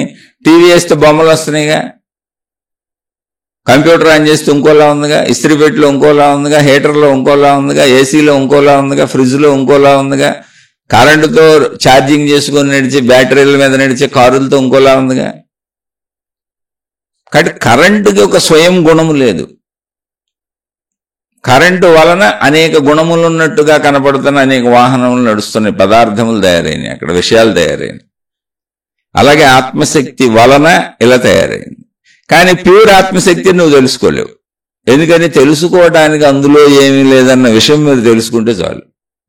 కాబట్టి నేను ఆత్మశక్తిని తెలుసుకుంటాను, కనుగొంటాను, నేను అనంత ఆత్మశక్తి స్వరూపుడును, స్వరూపురాలని తెలుసుకుంటాను, ఎప్పటికైనా నేను గ్రహిస్తానని మనం మాట్లాడే మాటలన్నీ బోధలుగా, జ్ఞానబోధలుగా, తెలుసుకోవయ్యా అని మహాత్ములు చెప్పినా, తెలుసుకో అనేటువంటి విషయాన్ని గురువులు చెప్పినా, జ్ఞాన గ్రంథాలు చెప్పినా, నువ్వు అనంత ఆత్మస్వరూపుడివే, ఆత్మస్వరూపురాలివే అనే విషయాన్ని గ్రహించని ఎవరు చెప్పినా, నేను గ్రహిస్తాను, తప్పక గ్రహిస్తాను అని ఆ ప్రయత్నం చేస్తున్నాను, సాధన చేస్తున్నానని మనం అనుకుంటున్నా, అవన్నీ పదార్థ భావనలో ఉన్న మనిషికి పదార్థ రూపంలో ఉన్నటువంటి గురువులు, మహాత్ములు, దేవుళ్ళు, గ్రంథాలు అవి కూడా పదార్థ రూపంలో ఉన్నవే. పదార్థ రూపంలో ఉన్న మనిషికి చెబుతున్న విషయాలు. కానీ నువ్వు తెలుసుకోవలసింది శూన్యాన్ని, ఒక శూన్యత్వాన్ని. బుద్ధుడు ధ్యాన పద్ధతి నేర్పినప్పుడు అప్పటికి దేవుళ్ళు, దేవతలు ప్రపంచంలో విస్తారంగా ఉన్నారు. అనేక విధానాలు, అనేక మతాలు, అనేక పద్ధతులు విస్తారంగా సాగిపోతున్నాయి. గౌతమ బుద్ధుడు వచ్చేటప్పుడుగా దేవుళ్ళు, దేవతలు, ఆచారాలు, సాంప్రదాయాలు, విధానాలు, పద్ధతులు, మఠాలు, పీఠాలు, గురువులు విస్తృత ప్రచారంలో ఉంది. అయితే గౌతమ బుద్ధుడు సత్యం తెలుసుకోవాలనిపించింది ఆయనకి. ఏంటి అసలు సత్యం? ఇదే మనం అనుకుంటుంది. ఎలా ఇప్పుడు ఈ ఆత్మశక్తిని తెలుసుకోవటం ఎలా? సత్యం ఏంటి? మనిషికి మరణం ఏంటి? జరుగుతున్నది ఏంటి? ఆ సత్యం తెలుసుకోవాలనిపించినప్పుడు ఆయన మొత్తం ఈ విషయాలు చెబుతున్న గురువులందరి దగ్గరికి వెళ్ళారు. వాళ్ళందరూ ఏం లేదు, భౌతికమైన ఏ చేయిస్తున్నారు. భౌతిక భక్తి, కర్మకాండలో మత భక్తి, ప్రచార భక్తి, దైవీపరమైనటువంటి అనేక శరీరపరమైన క్రియలు అన్నీ ఏదో ఒకటి దృశ్య రూపము, శబ్ద రూపము, నోటితో మాట్లాడటము, అనటము, అన్నీ శరీరపరమైన విషయాలే. ఇలాంటివి జరుగుతున్నాయి. ఆయనకేం అర్థం కాల. వాళ్ళు చెప్పిన అన్ని రకాల సాధనలు చేశారు. ఆయనకేం అర్థం కాల. వాళ్ళందరినీ అడిగారు, ఏంటంటే నాకేం అర్థం కావట్లేదు, మీరు ఏదో చెబుతున్నారు, మీకు అర్థమైంది అంటున్నారు, పోనీ మీకు అర్థమైంది ఏంటో చెప్పమంటే వాళ్ళు ఏమీ లేదు, ఇలా చేసుకుంటూ ఉంటామే. ఇగో మంత్రజాపాలు వాళ్ళు అనుకో, మంత్రజాపాలు చేసుకుంటూ ఉంటామే, ఎప్పుడో ఒకప్పుడు సాక్షాత్కరిస్తుంది. ఏదో ఒకటి తపాలో, జపాలో, సాధనలో, పద్ధతులు అలా చేసుకుంటూ ఉంటామే. మా ముందు గురువు గారు మాకు అలా నేర్పారు, ఆయన చనిపోయారు, తర్వాత ఆయన పీఠం మాకు అప్పచెప్పారు, ఆయన మాకు నేర్పినవన్నీ మేము వీళ్ళకి నేర్పుతున్నాం, మళ్ళీ మేము వీళ్ళకి అప్పచెప్తాం, మేము వెళ్ళిపోతాం, నా తర్వాత మళ్ళీ ఇంకొకటి వస్తాడు, మళ్ళీ వాళ్ళకి నేర్పుతాం, వాళ్ళు తర్వాత వాళ్ళకి నేర్పుతారు. ఇంతకీ ఏం గ్రహించారు మీరని అడిగాడు బుద్ధుడు. అని ఏమీ లేదు, ఇంతే విధానం, ఇది ఇలా వెళ్తామే. కొంతమంది ఏమో మా దేవుడి లోకంలో మాకు స్థానం ఉంటుందని చెప్పారు. ఎప్పుడు ఇక్కడ తెలియదు, ప్రాణం పోయిన తర్వాత మా దేవుడి లోకంలో మాకు స్థానం ఉంటుంది, మాకు సపరేట్ ఒకటి మా దేవుడికి సంబంధించినటువంటి స్వర్గాలు ఉంటాయి, ఆ స్వర్గాల్లో దేవుడి పక్కన మేము హాయిగా బతికేస్తాం, ఇక్కడ భూమి మీద ఆ దేవుడిని ఆరాధించుకొని ఆ దేవుడిని ప్రచారం చేసి ఆ దేవుడు గొప్పోడు అని చెప్పి ఇక్కడ ఉన్న వాళ్ళందరినీ ఆ దైవ భక్తులను చేస్తే చాలు అన్నారు కొంతమంది. కొంతమంది ఏమో మోక్షం అన్నారు, ముక్తి అన్నారు, రకరకాలు చెప్పారు, కానీ ఏమీ చేయట్లే, భౌతిక కర్మకాండలే చేస్తున్నారు.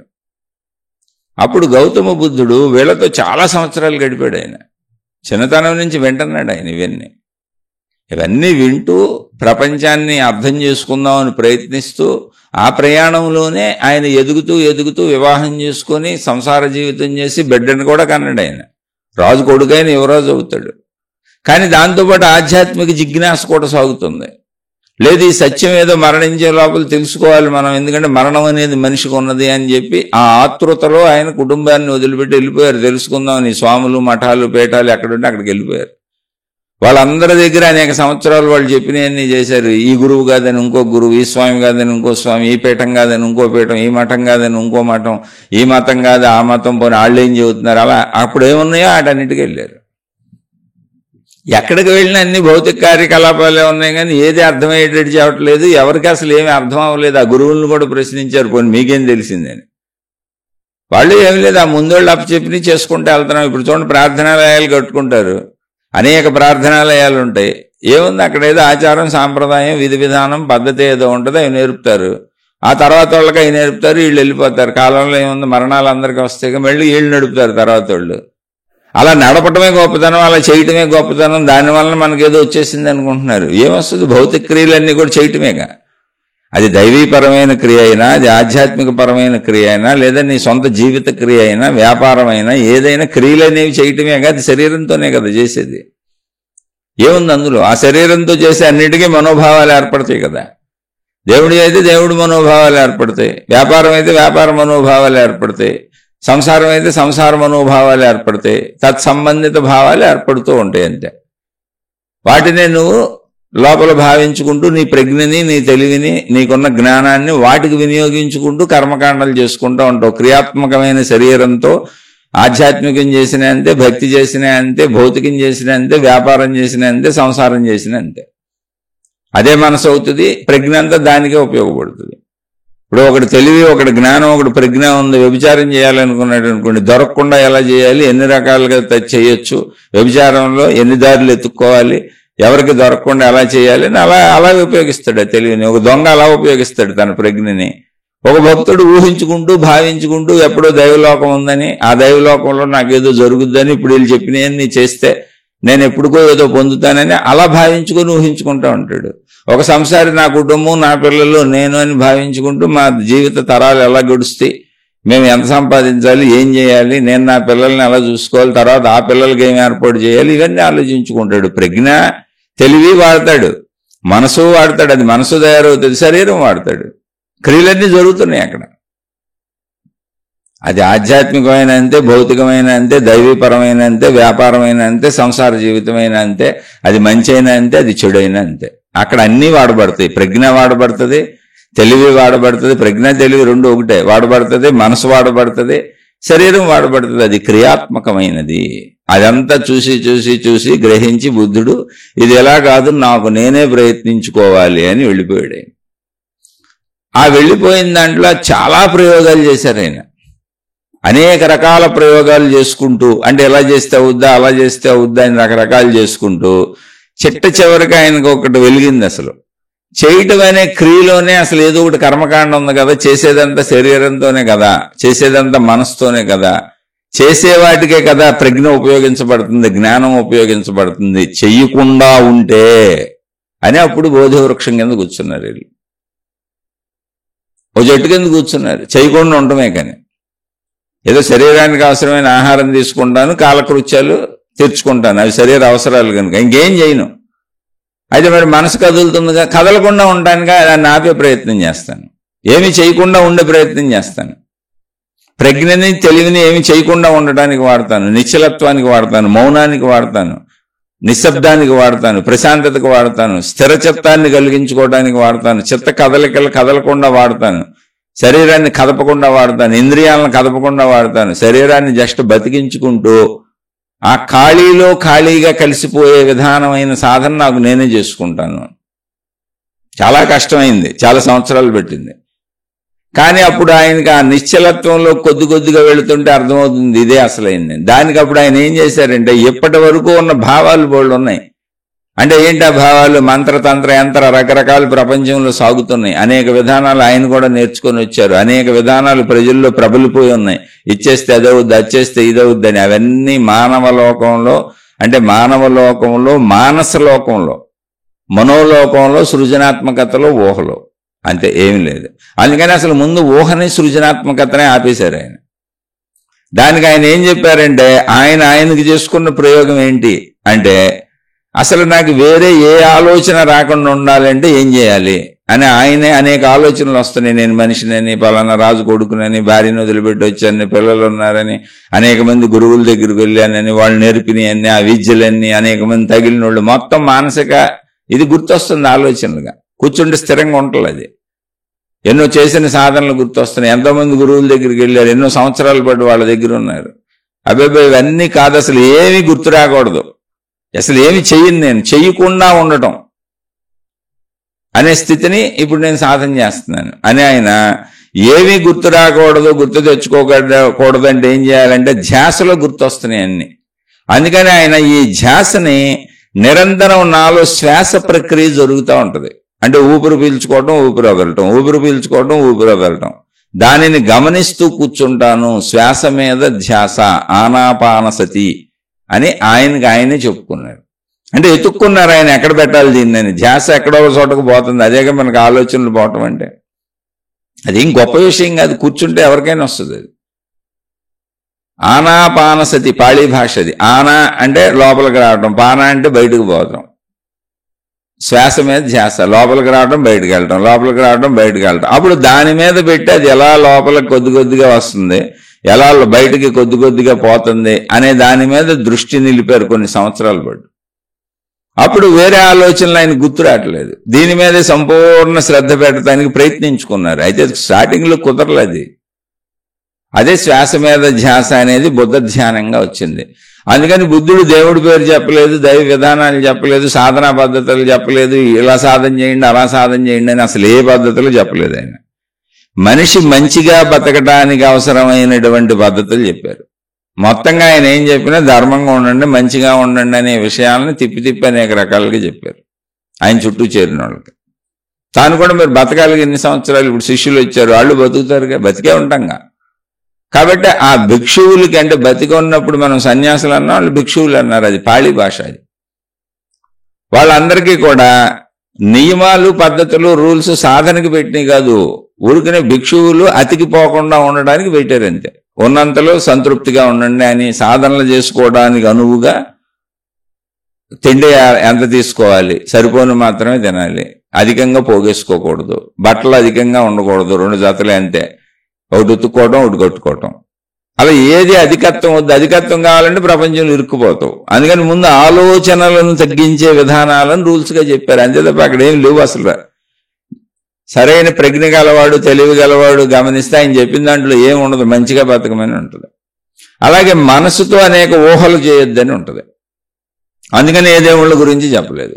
అందుకని బుద్ధుడిది శూన్యవాదం అన్నారు. శూన్యవాదం కాదు, దేన్ని మనం ఖాళీ అంటున్నాము, దేన్ని మనమే శూన్యం అంటున్నాము, దాన్ని మనమే ఆకాశం అంటున్నాము, దేన్ని మనం ఉనికి అంటున్నాము, ఎరుక అంటున్నాము, ఎగ్జిస్టెన్స్ అంటున్నాము, దేన్ని మనం స్పృహ అంటున్నాము, సజీవత్వం అంటున్నాము, దేన్ని ప్రాణం అన్నాము, దాన్నే బుద్ధ భగవానుడు చెప్పినప్పుడు శూన్యవాదం అని అప్పుడు వాళ్ళు పిలిచారు. ఎందుకని శూన్యవాదం అని ఎందుకన్నారంటే, ఆయన ఒక పద్ధతి చేయటంలో, ఒక విధానం చేయటంలో, ఒక ఆకారం చేయటంలో, ఒక దేవుణ్ణి క్రియేట్ చేయట్లో, ఒక దేవతను క్రియేట్ చేయట్లో, ఇవన్నీ నమ్మండి అని చెప్పట్లా, వీళ్ళు వెనక పడండి మీకు స్వర్గలోకాలు ఆ లోకాలు ఈ లోకాలు వస్తాయని చెప్పట్లా, అసలు అవేమి లేవు, వాటి జోలికి వెళ్ళొద్దు, అవన్నీ నమ్మొద్దు, అవన్నీ మీ మానస లోకం అని చెప్పారు. అప్పటిదాకా నడుస్తున్నటువంటి ఆచార సాంప్రదాయ విధానాలన్నింటినీ, వాటిల్లో ఉన్న మూర్ఖత్వాన్ని మూఢత్వాన్ని ఖండించారు, మంచితనాన్ని ఖండించాల. ఆయన నేర్పిందే వాటిల్లో ఉన్న మంచితనాన్ని. అంటే ఇది ఎందుకు చెబుతున్నానంటే, బుద్ధుడు శూన్యత్వాన్ని అద్భుతంగా గ్రహించారు. బుద్ధుడి గురువుల చుట్టూ వీళ్ళందరి చుట్టూ తిరిగినంత కాలం శూన్యత్వాన్ని గ్రహించలేకపోయారు. ఎందుకంటే వాళ్ళు సాధనలు చెబుతున్నారు, అక్కడ రూపాలు ఉన్నాయి, పద్ధతులు ఉన్నాయి, దేవుళ్ళు ఉన్నారు, దేవతలు ఉన్నారు, ఏదో ఒక విధానం ఉంది, చేసేది ఉంది, అంతా శారీరక మనోపరమైన ప్రక్రియలు ఉన్నాయి. అది దైవీపరమైన, అది ఆధ్యాత్మికమైన, శరీరంతో చేసే ప్రక్రియ అయినప్పుడు అది మనసు అవుతుంది. మనసు లేకుండా శరీరం పనిచేయదు. శరీరము మనసులు కలిసి పనిచేసే ప్రతి చోట మన ప్రజ్ఞ, మన జ్ఞానం, మన తెలివి ఆ విధంగానే పనిచేస్తాయి. అదేదైనా మంచి అయినా చెడైనా, భౌతికమైన, సంసారమైన, ఆధ్యాత్మికమైన, వ్యాపారమైన, దైవీపరమైన భక్తి అయినా, శరీరం మనసులు ఎక్కడున్నాయో ప్రజ్ఞ కూడా అక్కడే ఉంటుంది, తెలివి కూడా అక్కడే పనిచేస్తుంది. అందుకని బుద్ధుడు మొత్తం ఆపేశాడు, శరీరాన్ని ఆపేశాడు, మనసును ఆపేశాడు, ప్రజ్ఞను కూడా ఆపేశాడు. ఆ నిశ్చలత్వంలో కలిసిపోవటం అన్నాడు. నిశ్చలత్వంలో కలిసిపోవటం అంటే సామాన్యుడు కాదు, ఆయనకే కుదరలేదు. స్టార్టింగ్లో ఆయన వల్లే కాలేదు.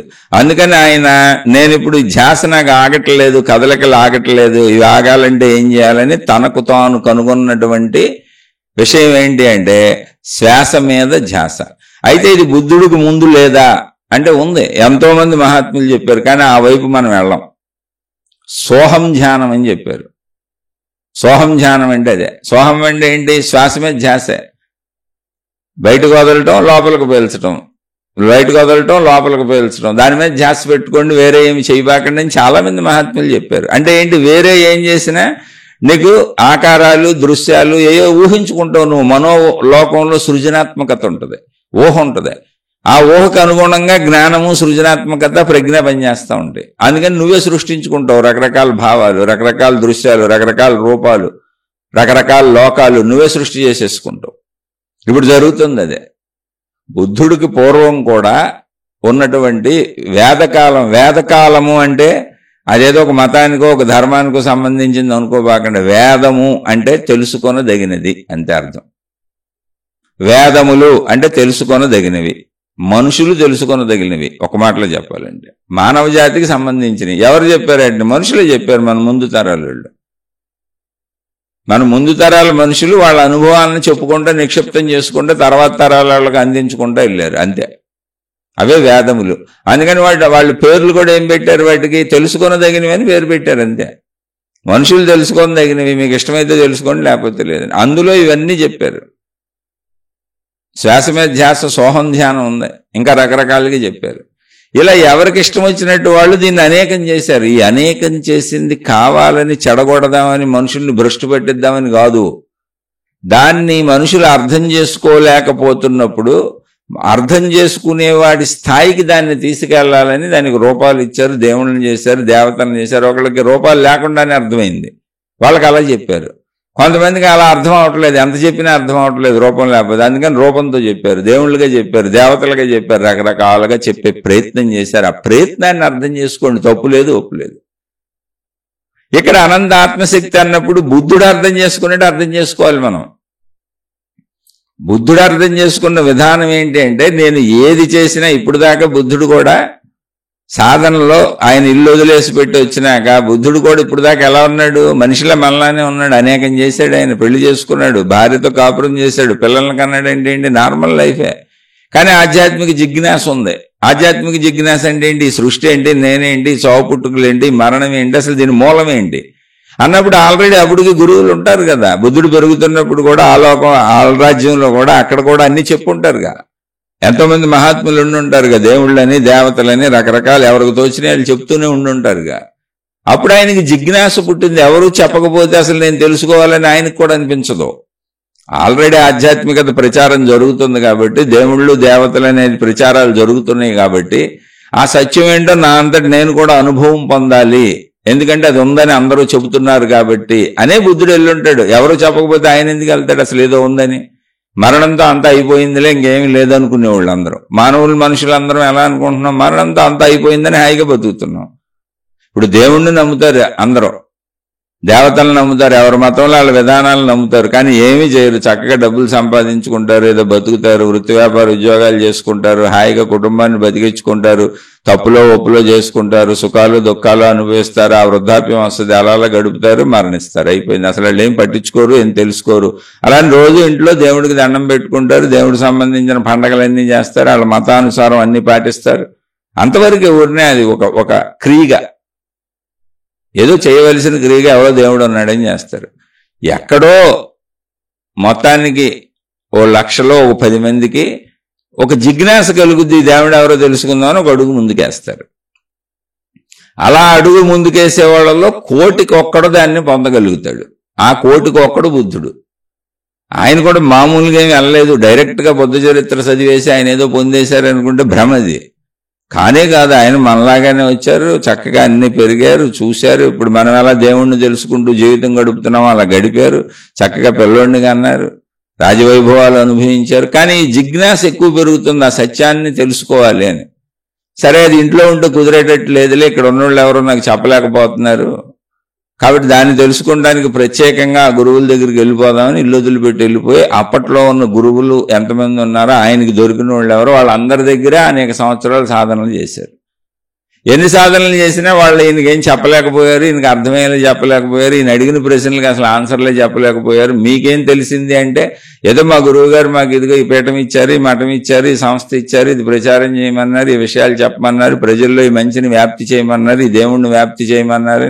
అందరూ అన్ని ప్రచారాలు ఏదో ఒక తంతులు కార్యాలు శరీరంతో చేసేవి మనసుతో చేసేవి చెబుతున్నారు, ఊహాత్మకమైనవి. అంతే తప్ప తన్ను తాను తెలుసుకునేటువంటి విధానం, ఆ అనంత ఆత్మతత్వం ఏంటని చెప్పలేకపోతున్నారు. దాని గురించి బోధలు చెబుతున్నారు, గ్రంథాల్లో ఉన్నాయి చెబుతున్నారు. అబ్బాయి ఎలా కాదు, అది మనమే కనుక్కోవాలని ఆయన వీళ్ళందరినీ వదిలిపెట్టేంది. కొన్ని సంవత్సరాలు గడిచిన తర్వాత వెళ్ళి అక్కడ మళ్ళీ కొన్ని సంవత్సరాలు కొట్టుకున్నారు ఆయన. కొట్టుకొని అప్పుడు అనుకున్నారు నా ధ్యాస అనేక రకాలుగా పోతుంది. ఇప్పుడు మనకు కూడా ధ్యాస పోతుంది చూడండి, కూర్చుంటే నా భార్య, నా పిల్లలు, నా ఇల్లు, నా వస్తువులు, నా భయాలు, నా బాధలు, నా దుఃఖాలు, నా ఆదుర్దాలు, నాకు తెలిసినవి, నేను అనుకునేవి, నేను ఊహించుకునేవి, ఇదేక మనకి నిరంతరం మనసు పరుగులు. ఎంత ప్రశాంతంగా కూర్చున్న కళ్ళ కూడా మనకి నిద్రలో కూడా కళ్ళు వస్తానే ఉంటాయిగా. మీకు వస్తాయో లేదో తెలియదు, నాకు రోజు వస్తానే ఉంటాయి. నేను ఎప్పుడు పడుకున్నా వస్తాయి, పగలు పడుకున్నా కూడా కళ్ళు వస్తాయి. నాకు ఏదో ఒకటి మనసు కదలిక. నాకు ఎంత తెలుస్తుంది స్పష్టంగా అంటే మీకు చెప్పి మీతో ఇది పంచుకొని 35 ఏళ్ల నుంచి ఇది చదివి స్వప్నలోకంలో స్వప్నం గడుస్తున్నప్పుడే ఇది పడుకున్నప్పుడు స్వప్నం అనే ఎరుకు కూడా నాకు ఉంటుంది. మనసు అలా కదులుతుంది అంతే, పోనే దానికి కదలకేదని ఉంటాను అంతే. అది కూడా తెలుస్తూ ఉంటుంది అప్పుడప్పుడు.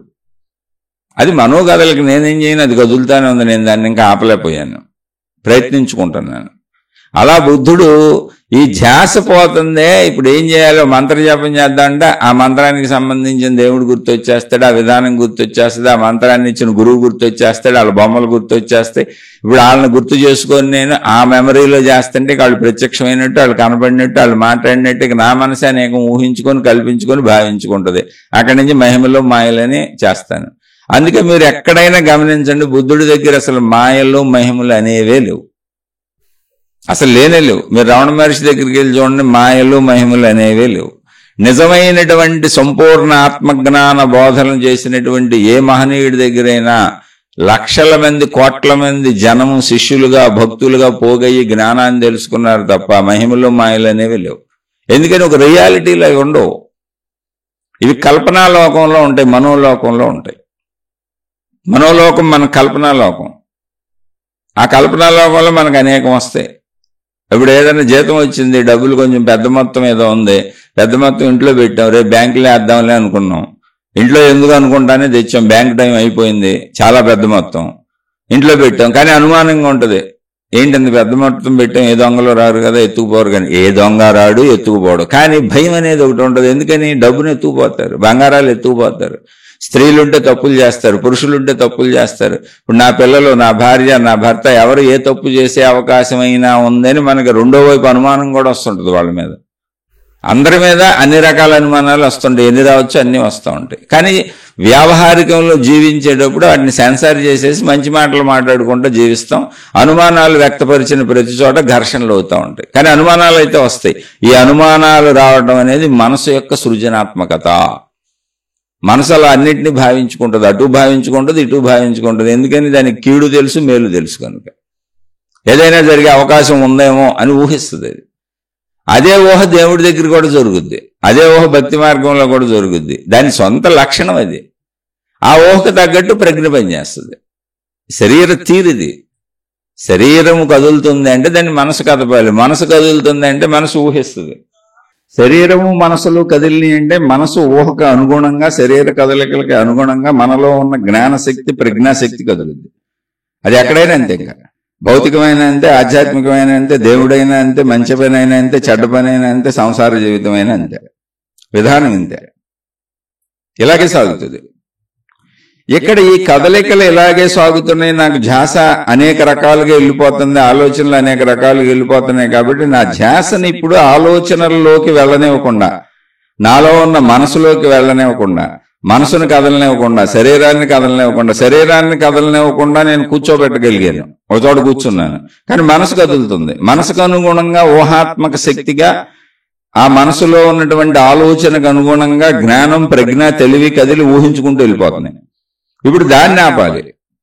అందుకు బుద్ధుడు బహుశా ఆయన అంతకు ముందున్న సోహం ధ్యానాన్ని వినుండొచ్చు. ఎందుకంటే అనేక మంది గురువుల దగ్గరికి వెళ్ళారు, ఆయన కూడా అనేక గ్రంథాలు చదివారు, అనేక విషయాలు అప్పుడున్నాయన్నీ తెలుసుకున్నారు. వాటిల్లో ఆయన తన సారాన్ని చెప్పారు. అంతే తప్ప బుద్ధుడు అప్పుడున్నవి తెలుసుకోలేదని అసలు అనుకోబాకండి ఎవరు. అప్పుడున్నవన్నీ ఆయన తెలుసుకున్నారు. వాటిలో ఆయన తనకు అనుకున్నటువంటి, తనకు నచ్చినటువంటి విధానాల సారాన్ని చెప్పారు. ప్రజలందరికీ ఆయన చెప్పింది అది. అప్పుడు ఆయన ఆలోచించినప్పుడు ఆయనకి ఏంటంటే ఈ ధ్యాసని ఆపాలి. దేని మీద పెట్టినా దాని రూపం వస్తుంది. చెట్టు మీద పెడితే చెట్టు రూపం వస్తుంది, అక్కడి నుంచి ఊహించుకుంటాం. పుట్ట మీద పెడితే పుట్ట రూపం వస్తుంది, అక్కడి నుంచి ఊహించుకుంటాం. గుట్ట మీద పెడితే గుట్ట రూపం వస్తుంది, అక్కడ దాని నుంచి ఊహించుకుంటాం. ఎందుకని మనసులో ఊహ నడుస్తుంది. అలా ఏ దేవుడన్నా ఏ గురువన్నా ఏదన్నా దేని మీద పెట్టినా నా ఊహనే నేను నడుపుకుంటా ఉంటాను. ఆ ఊహ ఏంటి? శరీరం అటు కదులుద్ది, మనసు అటు కదులుద్ది, మనసుకు తగ్గట్టుగా జ్ఞానం కదిలి, సృజనాత్మకత కదిలి, ఊహ కదిలి, మహిమలుగా మాయలుగా ఏదో జరుగుతుందని నేనే నాలో భావించుకుంటాను. ఇలా కాదు, ఒక స్పష్టత స్వచ్ఛత కావాలి. ముందు నా ధ్యాస ఆగాలి అని తనలోనే కదులుతున్న ఊపిరిని గమనించడం మొదలుపెట్టారు. ఎందుకని అది 24 hours కదులుతానే ఉంటుంది. ఊపిరి ఆగిపోతే మనం ఉన్నాం. ఇంకొక ధ్యాస రాకుండా సంపూర్ణంగా దృష్టిని నా ఊపిరి మీదే పెట్టుకుంటా, ఆపేస్తాం మొత్తం మనసుని. అలా అప్పుడు ఊపిరితో కదలటం మొదలైందంటే సరే, ఆయన అక్కడి నుంచి ముందుకు ఎలా వెళ్ళారనేది వారి స్వీయ అనుభవం. నా జ్ఞానోదయం అయ్యింది, ఒక నిశ్చలత ఉంది, ఒక పరమ నిశ్చలత ఉంది అని చెప్పారు ఆయన.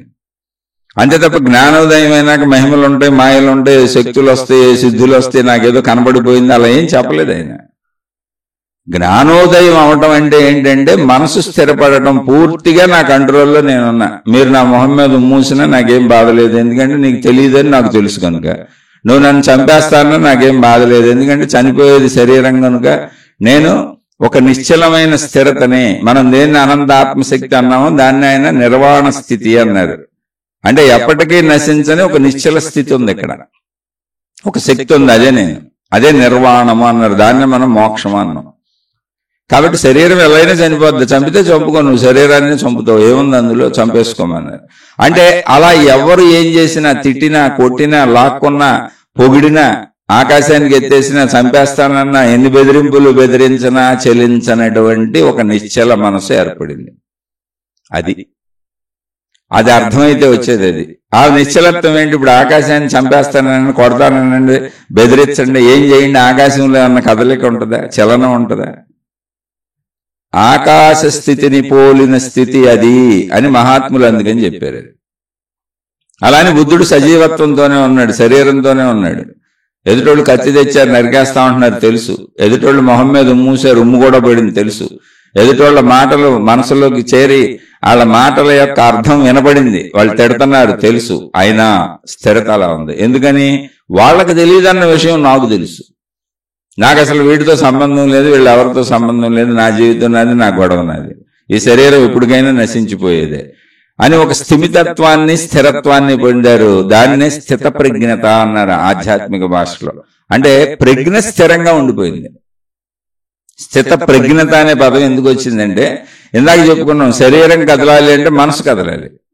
శరీరంతో చేసేటువంటి దైవీ కార్యక్రమాలైనా, భక్తి కార్యక్రమాలైనా, ఆధ్యాత్మిక కార్యక్రమాలైనా, భౌతిక కార్యక్రమాలైనా, కుటుంబ కార్యక్రమాలైనా, సంసార జీవితానికి సంబంధించినవైనా, చెడ్డవైనా, మంచివైనా, శరీరం కదలాలి అంటే శరీరం కదులుతుంటే దానికి అనుగుణంగా మనసు కదులుతుంది, మనసు కదుపుద్ది శరీరాన్ని.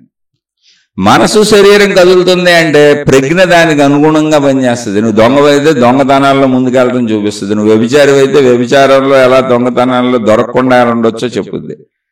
అలా దేవుడి పరమైన, మామూలు పరమైన ఏ విషయమైనా నీ ప్రజ్ఞ కదులుతూ అందులో నిన్ను ముందుకు తీసుకెళ్తుంది. ఇక్కడ స్థిత ప్రజ్ఞ అంటే ఏంటంటే, అసలు ప్రజ్ఞతోనే అవసరం లేదు నాకు, ప్రజ్ఞను కదపాల్సిన అవసరం లేదు. ఎందుకనంటే ప్రజ్ఞను కదపాలంటే శరీరం నేను అనుకుంటే, శరీర భావంతో కోరికలుంటే, ఏదో సాధించాలనుకుంటే, ఏదో చేయాలనుకుంటే ప్రజ్ఞను కదపాలి. ఆ ప్రజ్ఞ మనసుతో కలిసి ఊహించుకుంటా సాగుద్ది. అదే జ్ఞానం. అనేక మంది సైంటిస్టులు అనేకం కనుక్కున్నా, అనేక రకాల విషయాలు కనుక్కున్నా, ప్రపంచంలో అవసరమైన అన్నింటినీ ఆ జ్ఞానంలోంచి, ఆ ప్రజ్ఞలోంచి కనుక్కుంటూ ఉంటారు. అది మనోసంబంధితమైంది, అది శరీరాన్ని కదుపుతుంది. కాబట్టి ప్రజ్ఞ, మనసు, శరీరము ఏకధాటిలో, ఏకధారగా ఒకే స్థితిలో కలుస్తాయి, కలిసి కదులుతాయి. స్థిత ప్రజ్ఞత అంటే ఏంటంటే, శరీరాన్ని ఆపేశారు, మనసును ఆపేశారు, ప్రజ్ఞను కూడా ఆపేశారు. ఇప్పుడు ప్రజ్ఞ స్థిరపడిపోయింది. ఏంటి? నాలో నేను కావాలనుకుంటేనే కదులుతుంది. ఇప్పుడు నాకు ఆకలేసింది, ఆహారం తినాలి అని నేను అనుకున్నప్పుడు తింటాను, ఇంత తింటాను. ఎందుకంటే తింటాను, ఆకలి తెలుస్తుంది, లేదా చచ్చిపోతాను. నీరసం కూడా తెలుస్తుంది, బాధ కూడా తెలుస్తుంది, కష్టం కూడా తెలుస్తుంది, నొప్పి కూడా తెలుస్తుంది, అన్నీ తెలుస్తుంది. నేనేం మొల మీద నడవను. కానీ మిగిలిన వాళ్ళు సామాన్య జీవిత విషయాలలో పడే ఘర్షణలు నాకు ఉండవు. ఎందుకంటే అదంతా నశించిపోయేది, అందులో ఏమీ లేదు, ఊరికనే మనసుతో నేను ఏర్పాటు చేసుకుంటున్నాను అన్న విషయం నాకు బాగా తెలుసు, రూఢిగా తెలుసు. ఆ విషయం నాకు ఎప్పుడైతే రూఢిగా తెలుస్తుందో, బాగా తెలుస్తుందో, నేను దానికోసం బుర్రపాటు చేసుకోను. అలా గౌతమ బుద్ధుడు స్థిత ప్రజ్ఞత్వాన్ని పొందడానికి తన ధ్యాసను శ్వాస మీద పెట్టుకున్నారు. ఇది ఇంతకు ముందు నుంచి ఉందని కూడా చెప్పాను. సోహం ధ్యానం అని అనేక రకాలుగా చెప్పారు. గౌతమ బుద్ధుడితోనే వచ్చింది కాదు అది. గౌతమ బుద్ధుడు ఆ పేర్లు పెట్టకుండా ఊరిని శ్వాసను గమనించమన్నారు. ఆనాపాన సతి అంటే వస్తుందాన్ని వెళ్తుందాన్ని గమనిస్తూ అలా కూర్చో, కొత్త ఊహలు చేయొద్దు అనడానికి అలా చెప్పారు అంతే. అసలు అక్కడ ఉద్దేశం శ్వాస మీద ధ్యాస కూడా కాదు. నువ్వు అనేక ఊహలు చెయ్యొద్దు, నీ మనసును కదపొద్దు, నీ ప్రజ్ఞను కదపొద్దు, నీ శరీరాన్ని కదపొద్దు. అలా చేయాలి అంటే నువ్వు ఇదిగో ఇలా చేసుకుంటే అది చేయకుండా ఉంటావు. అందుకని అవి చెయ్యకుండా ఉండడానికి ఇది చెప్పారు. అయితే శ్వాస మీద ధ్యాసలోకి వెళ్ళినప్పుడు కూడా మీరు గమనించి చూడండి, మనలో కదలికలు ఉంటాయి. శ్వాస వేగం పెరిగినట్టు, వేగం తరిగినట్టు దాన్ని దృష్టిలో పెట్టుకున్నప్పుడు అది కదులుతూ ఉంటది. అంటే మేబీ నాకు అలా అనిపిస్తూ ఉండొచ్చు. బుద్ధ భగవానుడు చెప్పినంత దాన్ని ఇంకో రకంగానో మార్చో, తప్పనో రైటనో చెప్పే అంత సమర్థుడిని అస్సలు నేను కదా, నేను సామాన్య మానవుణ్ణి. అయితే నాకు అలా అనిపించటం చేత అంటే కొంతమంది కొన్ని సూట్ అవుతాయి. బుద్ధ భగవానుడికి ఆయన కాలంలో ఆయనకి అది సూట్ అయింది. నాకేం సూట్ అయిందంటే నేను ఆ శ్వాస మీద ధ్యాస ఇవన్నీ గమనించాను, ఈ మహాత్ములందరి దగ్గర తిరిగాను, వీళ్ళు చెప్పినన్ని చేశాను, ఈ ధ్యాన పద్ధతులు చేశాను. అసలు ధ్యాస అనే దానిని ఊహించకుండా స్థిరంగా కూర్చోవడమే, గమనించుకుంటాను. శ్వాస మీద పెడితే ఏమవుతుందంటే శ్వాస వేగం పెరుగుతుంది, లేదా శ్వాస వేగం జరుగుతుంది. అది ఒక రకమైనటువంటి ఆందోళనను క్రియేట్ చేస్తుంది. అది నాకే అలా జరుగుతుంది, అందరికీ అలా జరుగుద్దని నేను చెప్పట్లా. నాకు అలా కదలికలు కనపడుతున్నాయి. మళ్ళీ తక్కువ పీల్చడం, ఎక్కువ పీల్చడం, ఆ ధ్యాసకి వెళ్ళిపోతుంది. ఆ ధ్యాసకి వెళ్ళినప్పుడు మళ్ళీ శరీర ధ్యాస వచ్చేస్తుంది. ఎందుకంటే శ్వాస శరీరంలోకి వెళ్ళి శరీరంలోంచి బయటకు వస్తుంది. అందుకని అసలు అది కూడా కాదు, మేల్కొండ కూర్చో, ప్రశాంతంగా కూర్చో. అంటే నువ్వు ఒకటి చెప్పే అంత గనుడు అనబాకండి, నేను చేసుకుంటాను చెబుతున్నా, మిమ్మల్ని చేయమని అస్సలు చెప్పట్లే. మీరు ఏ మహనీయులను అనుసరిస్తారో, ఏ దేవుణ్ణి అనుసరిస్తారో, ఏ దేవతలను అనుసరిస్తారో, మీరు ఏ మహాత్ములైనటువంటి మీ గురువులను అనుసరిస్తున్నారో మీరు వాళ్ళనే అనుసరించండి.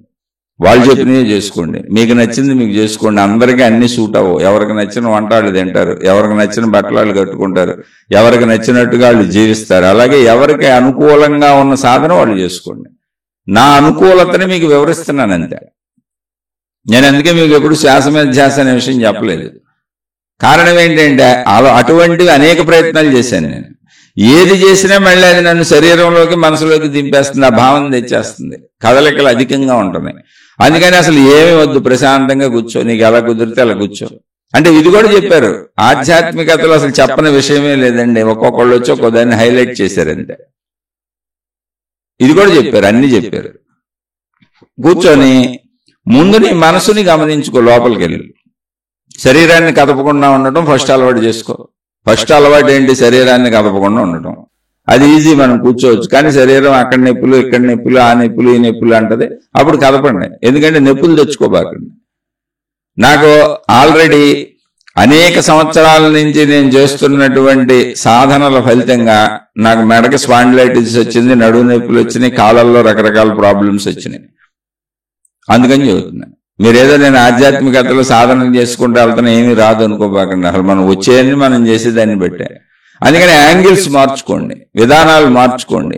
శరీరానికి ఎటువంటి హాని కలిగేలా బలవంతంగా ఏది చేయబాకండి. అందుకని మహాత్ములు ఈ విషయం తెలుసుకొని సుఖాసనం అన్నారు. నీకు ఎలా బాగుంటే అలా కూర్చొని సర్దుకోవచ్చు, మార్చుకోవచ్చు, కదలొచ్చు, ఏదైనా చేయొచ్చు. చేయకూడదని ఎవరు చెప్పారు? అసలు ఎంతసేపు చేయాలి, ఎంతకాలం చేయాలి రూల్ కూడా ఏం లేదు, దేనికి ఏ రూలు లేదు. ఊరికనే రూల్స్ ఏమన్నా ఉంటే తత్సంబంధిత మార్గాన్ని చెప్పేటువంటి గురువులో మహాత్ములో ఉన్న సూచనప్రాయంగా రూల్స్ చెప్పడమే తప్ప అసలు దేనికి అక్కడ రూల్స్ లేవు. ఎల్లలు లేని అనంతం ఈ విశ్వం, దానికి రూల్స్ ఏంటి? ఆ శక్తి అనంత ఆత్మశక్తి, ఉన్నదంతా అదే, దానికి రూల్స్ ఏంటి? దాన్ని తెలుసుకోవటం అంతే. అందుకని మీ శరీరం సుఖవంతంగా ఉండేలా కూర్చోండి.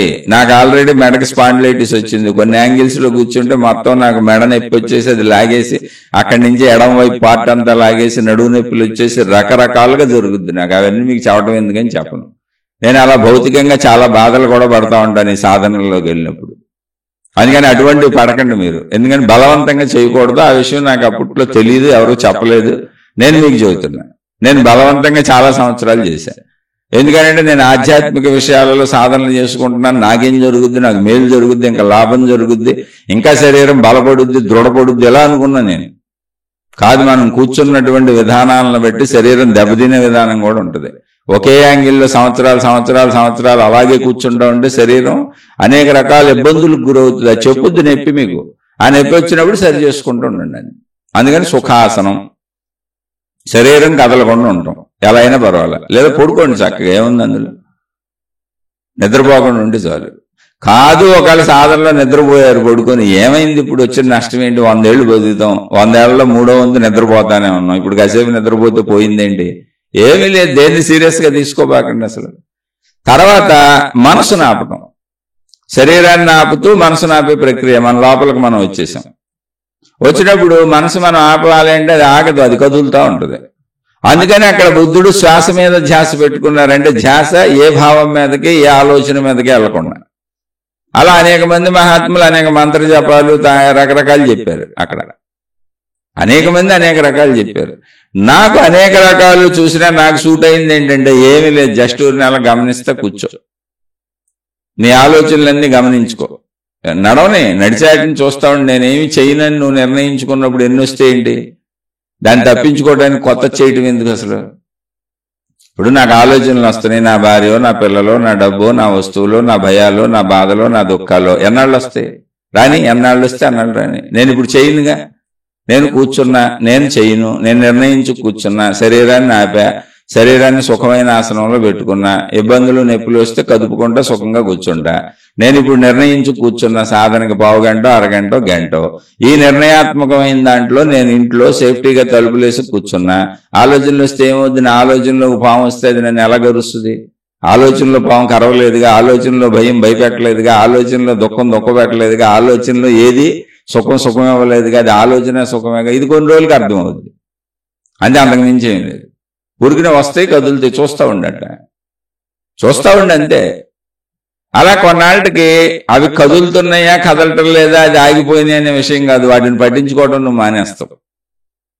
అవి కదలొచ్చు కాక కదలకపోవచ్చు కాక, ఆలోచనలు ఎగిసి పడొచ్చు కాక ఎగిసి పడకపోవచ్చు కాక, నీకు వాటిని పట్టించుకునే స్థితి పోద్ది. ఏమంటే అలా జరుగుద్ది అంటే ఖచ్చితంగా జరుగుద్ది. అయితే ఆగొచ్చు, లేదా నువ్వు పట్టించుకోకపోవచ్చు. ఎందుకంటే నువ్వు పట్టించుకోనప్పుడు అవి ఆగినాయా కదిలినాయా కూడా తెలీదు. అందుకని చెబుతున్నది. 2 స్థితులు ఎందుకు చెబుతున్నానంటే, నేను పట్టించుకున్నప్పుడు ఆలోచనలు సాగుతున్నా, నేను పట్టించుకోలేదు కాబట్టి ఆలోచనలు ఆగినాయో సాగినాయో నాకడ తెలుస్తుంది. నేను పట్టించుకుంటేనే ఆలోచనలు కదులుతున్నట్టు నాకు తెలుస్తుంది. అందుకని ఆలోచనలు ఆగటం అన్న జరగచ్చు, నేను పట్టించుకోకపోవటం అన్న జరగచ్చు. ఎలా అంటే, ఒక నడి రోడ్డు మీద, మంచి మెయిన్ రోడ్డు మీద ట్రాఫిక్ లో ఒక షాప్ లో పని ఉండి వెళ్తున్నాం. ఆ రోడ్డు మీద ఒక 1/2 కిలోమీటర్ వెళ్ళాలి మనం. విపరీతమైన రద్దీగా ఉంది, ట్రాఫిక్ గా ఉంది. బోల్డ్ మంది జనం, బోల్డ్ కార్లు, బోల్డ్ వాహనాలు, బోల్డ్ మంది మనుషులు, అనేక రకాల గిటగిటలాడిపోతుంది. మనం దాన్ని పట్టించుకుంటామా? పట్టించుకుంటూనే ఉంటాం, చూస్తానే ఉంటాం, తప్పించుకుంటా ఉంటాం. కానీ దానితో మనకు సంబంధం లేదు. మనకి ఏ షాప్ కావాలో అక్కడికి వెళ్తాం. ఇప్పుడు పట్టించుకున్నావా అంటే పట్టించుకున్నావు, యాక్సిడెంట్లు అవ్వకుండా వెళ్ళావు, ఎవరిని గుద్దుకోకుండా వెళ్ళావు కాబట్టి పట్టించుకున్నావు. పట్టించుకున్నావా అని గట్టిగా అడిగితే నేను దేన్ని పట్టించుకోలేదు, నాకు ఏ షాప్ కావాలో అక్కడికి వెళ్ళాను. అలా నీ ఆలోచనల స్థితి లోపల అలా వస్తుంది నీకు కొంతకాలానికి. దాన్ని అలా జరగని గమనించు. అలా గమనిస్తూ గమనికలో చెడు ఆలోచనలు, చెడు భావాలు ఉంటే మాత్రం ముందు తొలగించేసుకో. ఎందుకంటే ఆధ్యాత్మికతకి చెడు పనికి రాదు. చెడు అంటే ఏంటి? దేశ కాల పరిస్థితుల్లో మానవుడు ఏర్పరచుకున్న నియమాలే చెడు. మానవుడికి తప్ప మిగిలిన ఎవరికి చెడు లేదు. ఎందుకని చెడు ఎందుకు చేస్తావు? శరీర భావనలో చేస్తావు, నేను నాది నా వాళ్ళనే భావనలో చేస్తావు, మానసిక భావనలో చేస్తావు. శరీర కదలిక, మనో కదలిక, వీటికి అనుగుణంగా నీ ప్రజ్ఞా కదలిక కదిలినప్పుడు, జ్ఞానం కదిలినప్పుడు, నీ తెలివటు కదిలినప్పుడు నువ్వు తప్పులు చేస్తావు. తప్పులు ఆపావు అంటే అర్థం ఏంటి అంటే, నీ మీద నీకు కొంత అదుపు వచ్చింది. శరీర అవసరార్థం మాత్రం నువ్వు ధర్మంగా మంచిగా అన్ని బతుకుతున్నావు, చేసుకుంటున్నావు, నీ కుటుంబం కాపాడుకుంటున్నావు, నీ శరీరం కాపాడుకుంటున్నావు, అది తప్పు లేదు. నీ మీద నీకు అదుపు వచ్చింది అంటే, అదుపు అంటే ఏంటి? నీ శరీరం మీద అదుపు వచ్చింది, నీ మనసు మీద అదుపు వచ్చింది, నీ ప్రజ్ఞ మీద అదుపు వచ్చింది. ఆ అదుపు రావడమే స్థిత ప్రజ్ఞత్వము. ఇప్పుడు బుద్ధుడికి స్థిత ప్రజ్ఞత వచ్చింది అంటే అర్థం ఏంటి? బుద్ధుడు భోజనం చేయలేదనా? బుద్ధుడు ఎన్ని ఉపన్యాసాలు చెప్పాడు, ఆయన ఎన్ని ఊళ్ళు తిరిగారు, ఆయన ఎంత ప్రచారం చేశారు, ఎన్ని లక్షల కోట్ల మంది శిష్యులు ఆయనకి తయారయ్యారు, ఎంతమందికి ఎన్ని బోధలు చేశారు. చివరి రోజు వరకు ఆయన బోధ చేస్తానే ఉన్నారు, తిరుగుతానే ఉన్నారు, వెళ్తానే ఉన్నారు, అన్ని చోట్ల తిరుగుతానే ఉన్నారు. ఆయన మనసు ప్రజ్ఞ పనిచేస్తానే ఉన్నాయి. కానీ అది ఎలా పనిచేస్తున్నాయి? మంచిగా పనిచేసింది. అసలు చెడు ఆలోచనే లేదు. ఇంద్రియ కోరికలన్నీ నిగ్రహించబడినాయి. అది స్థిత ప్రజ్ఞత. అంటే తన ప్రజ్ఞ మీద, ప్రజ్ఞ అంటే ఏంటి? మనోసంబంధి. మనసు ఎటు పరిగెడితే ప్రజ్ఞ ఎటు పరిగెట్టి మనసుకు సంబంధించిన ఊహలు కల్పిస్తూ ముందుకు నడిపేలా జ్ఞానం మనం ముందుకు తీసుకెళ్తా ఉంటది మనిషిని. అక్కడ శరీరం మీద అదుపు వచ్చింది, మనసు మీద అదుపు వచ్చింది, ప్రజ్ఞ మీద అదుపు వచ్చింది. అదుపు వచ్చిందంటే ఏంటి? వాడరని కాదు, వాడతారు, ఖచ్చితంగా కరెక్ట్ గా వాడతారు. అందుకే బుద్ధత్వం, బుద్ధుడు దాన్ని కరెక్ట్ గా మంచిగా వాడారు. అదే బుద్ధత్వం. అలా నువ్వు మంచిగా వాడితే నువ్వు కూడా స్థితప్రజ్ఞుడివే. అందుకే ముందు చెడు మొత్తం నీలో తొలగించేసుకొని నీ కుటుంబ జీవితం, నీ సంసార జీవితం, నీ శరీరము, నీ మనసు, నీ బుద్ధి, నీ కుటుంబం, నీ ఆస్తిపాస్తులు ధర్మంగా సాగుతూ ఉంటే నువ్వు స్థితప్రజ్ఞుడివి, నువ్వు స్థితప్రజ్ఞురాలివే. నువ్వు బుద్ధత్వాన్ని పొందినట్టే. కాదు బుద్ధుడిలాగా ప్రపంచమంతా నీ బంగారు విగ్రహాలు పెట్టుకోకపోవచ్చు, నీకు శిష్యులు ఉండకపోవచ్చు, నువ్వు పెద్ద గురువుని ప్రచారం తెచ్చుకోకపోవచ్చు, నీకు ఫ్లెక్స్లు వేయకపోవచ్చు, నీకు పరమ గురువులని, పూజ్య గురువులని, సిద్ధ గురువులని, జగద్గురువులని రకరకాల పేర్లు నీకు ఉండకపోవచ్చు, నిన్నెవరో అనుసరించకపోవచ్చు, నీ ఇంట్లో నీ భార్య నిన్ను తిడతా ఉండొచ్చు, నీ పిల్లలే నిన్ను తిడతా ఉండొచ్చు, లేదా నీ భర్త నిన్ను గుర్తించకపోయి తిడతా ఉండొచ్చు, లేదా నీ తల్లిదండ్రులే నిన్ను తిడతా ఉండొచ్చు, నీ బంధుమిత్రులే నీ మీద నిందలు వేస్తూ ఉండొచ్చు. నీలో ఉన్నటువంటి స్థితప్రజ్ఞత్వం నీకు తెలిస్తే చాలు. బుద్ధుడు అది అందరికీ నేర్పాలనుకున్నారు కాబట్టి బుద్ధత్వం అని, బుద్ధుడని వెలుగులోకి వచ్చింది, ప్రచారంలోకి వచ్చింది. ఆయన తిరిగి చేశారు కాబట్టి. నువ్వు తిరిగి చేయక్కర్లా, చేస్తే నీ ఇష్టం, చేయపోయినా నీ ఇష్టం. నువ్వు మేలకుండా కూర్చుంటే నువ్వు అసలు వెలుగులోకి రావు. వెలుగులోకి వచ్చిన వాళ్ళందరూ కూడా వెలుగులోకి రావాలనుకున్న వాళ్ళు, ప్రజలకి ఏదో నేను తెలుసుకుంది చెప్పాలని తపన పడిన వాళ్ళు, అలా వెలుగులోకి రావాలనుకున్న వాళ్ళే వెలుగులోకి వచ్చి గురువులు, మహాత్ములు, దేవుళ్ళు ఇలా అయ్యారు. వాళ్ళని అనుసరిస్తూ ప్రజలు సాగారు. కానీ నీకు స్థిరత్వం వచ్చి, నీకు స్థితప్రజ్ఞత వచ్చి, నీ మనసు, నీ బుద్ధి, నీ ఆలోచన, నీ మాట వింటూ ఉంటే, మంచిగా నువ్వు జీవిస్తూ ఉంటే నువ్వు స్థితప్రజ్ఞుడివే, స్థితప్రజ్ఞురాలువే. అలా హాయిగా సాగచ్చు. ఇలా సాగుతున్న గతంలో సాగిన మహాత్ములు ఎవరైనా, అంటే ఆ స్థితప్రజ్ఞత్వాన్ని పొందిన మహాత్ములు ఎవరైనా, ఆ నిర్వాణాన్ని పొందిన మహాత్ములు ఎవరైనా, ఆ మోక్షాన్ని పొందిన మహాత్ములు ఎవరైనా, లేదా ఆ అనంత ఆత్మస్థితిని, ఆ ఎరుకను అనుభవించినటువంటి, అంటే ఆ ఆకాశ స్థితిని, ఆ శూన్యత్వాన్ని, ఆ ఖాళీని, ఆ ఎగ్జిస్టెన్స్ ని, ఆ ఉనికిని, ఆ ప్రెజెన్స్ ని గుర్తించిన మహానుభావులు ఎవరైనా శరీరంతో మామూలుగా జీవించి మంచిగా జీవించండి అని బోధలు చేసి ఆ స్థితిని చేరుకోవడానికి ఎలా చేరుకోవాలనే విషయాలు చెప్పి శరీరంతో, మనసుతో, బుద్ధితో మంచిగా కదిలారే తప్ప మేమేదో అనంతాత్మశక్తి స్వరూపులమయ్యాం, మాకే శక్తులు వచ్చేసినాయి అని సినిమాల్లో లాగా ఇలా చేతులు పెట్టాయి కానీ జ్యోతులు బయటకు వచ్చేసినట్టు, కాంతి కిరణాలు బయటకు వచ్చేసినట్టు, మహిమలు మాయలు వచ్చేసి ఆకాశాల్లో ఎగిరినట్టు, గాలిలో నడిచినట్టు, నీళ్ల మీద నడిచినట్టు ఎవరేం చేయలేదు. అలా ఎవరన్నా చెప్పుంటే అవి కట్టుకథలో, కల్పనలో. నీలోనే ఉన్న ఒక స్థితిని గుర్తించు. మొదటి స్థితి నీది శరీరము, ఇది నిజము. రెండవ స్థితి నీది మనసు, అది నిజము. మూడవ స్థితి నీది ప్రజ్ఞ. ప్రజ్ఞ అంటే నీలో ఉన్నటువంటి తెలివి, జ్ఞానము అనే సంపద ఏదుందో అది మనసుకు అనుకూలంగా, శరీరానికి అనుకూలంగా నువ్వు ఏ విధంగా శరీర మనస్సులను కదుపుతున్నావో అది చెడ్డ పనా, మంచి పనా, దేవుడి పనా, దొంగ పనా, దానికి అనవసరం. అందులో తత్సంబంధిత విధానంలో నిన్ను ముందుకు తీసుకెళ్తుంది నీ ప్రజ్ఞ. అది నీ మూడవ స్థితి, నీ ప్రజ్ఞ. ఇప్పుడు శరీరాన్ని ఆపి, మనసును ఆపి, ప్రజ్ఞను ఆపితే ఏముంటది? ఏముండదు, ఖాళీ ఉంటది.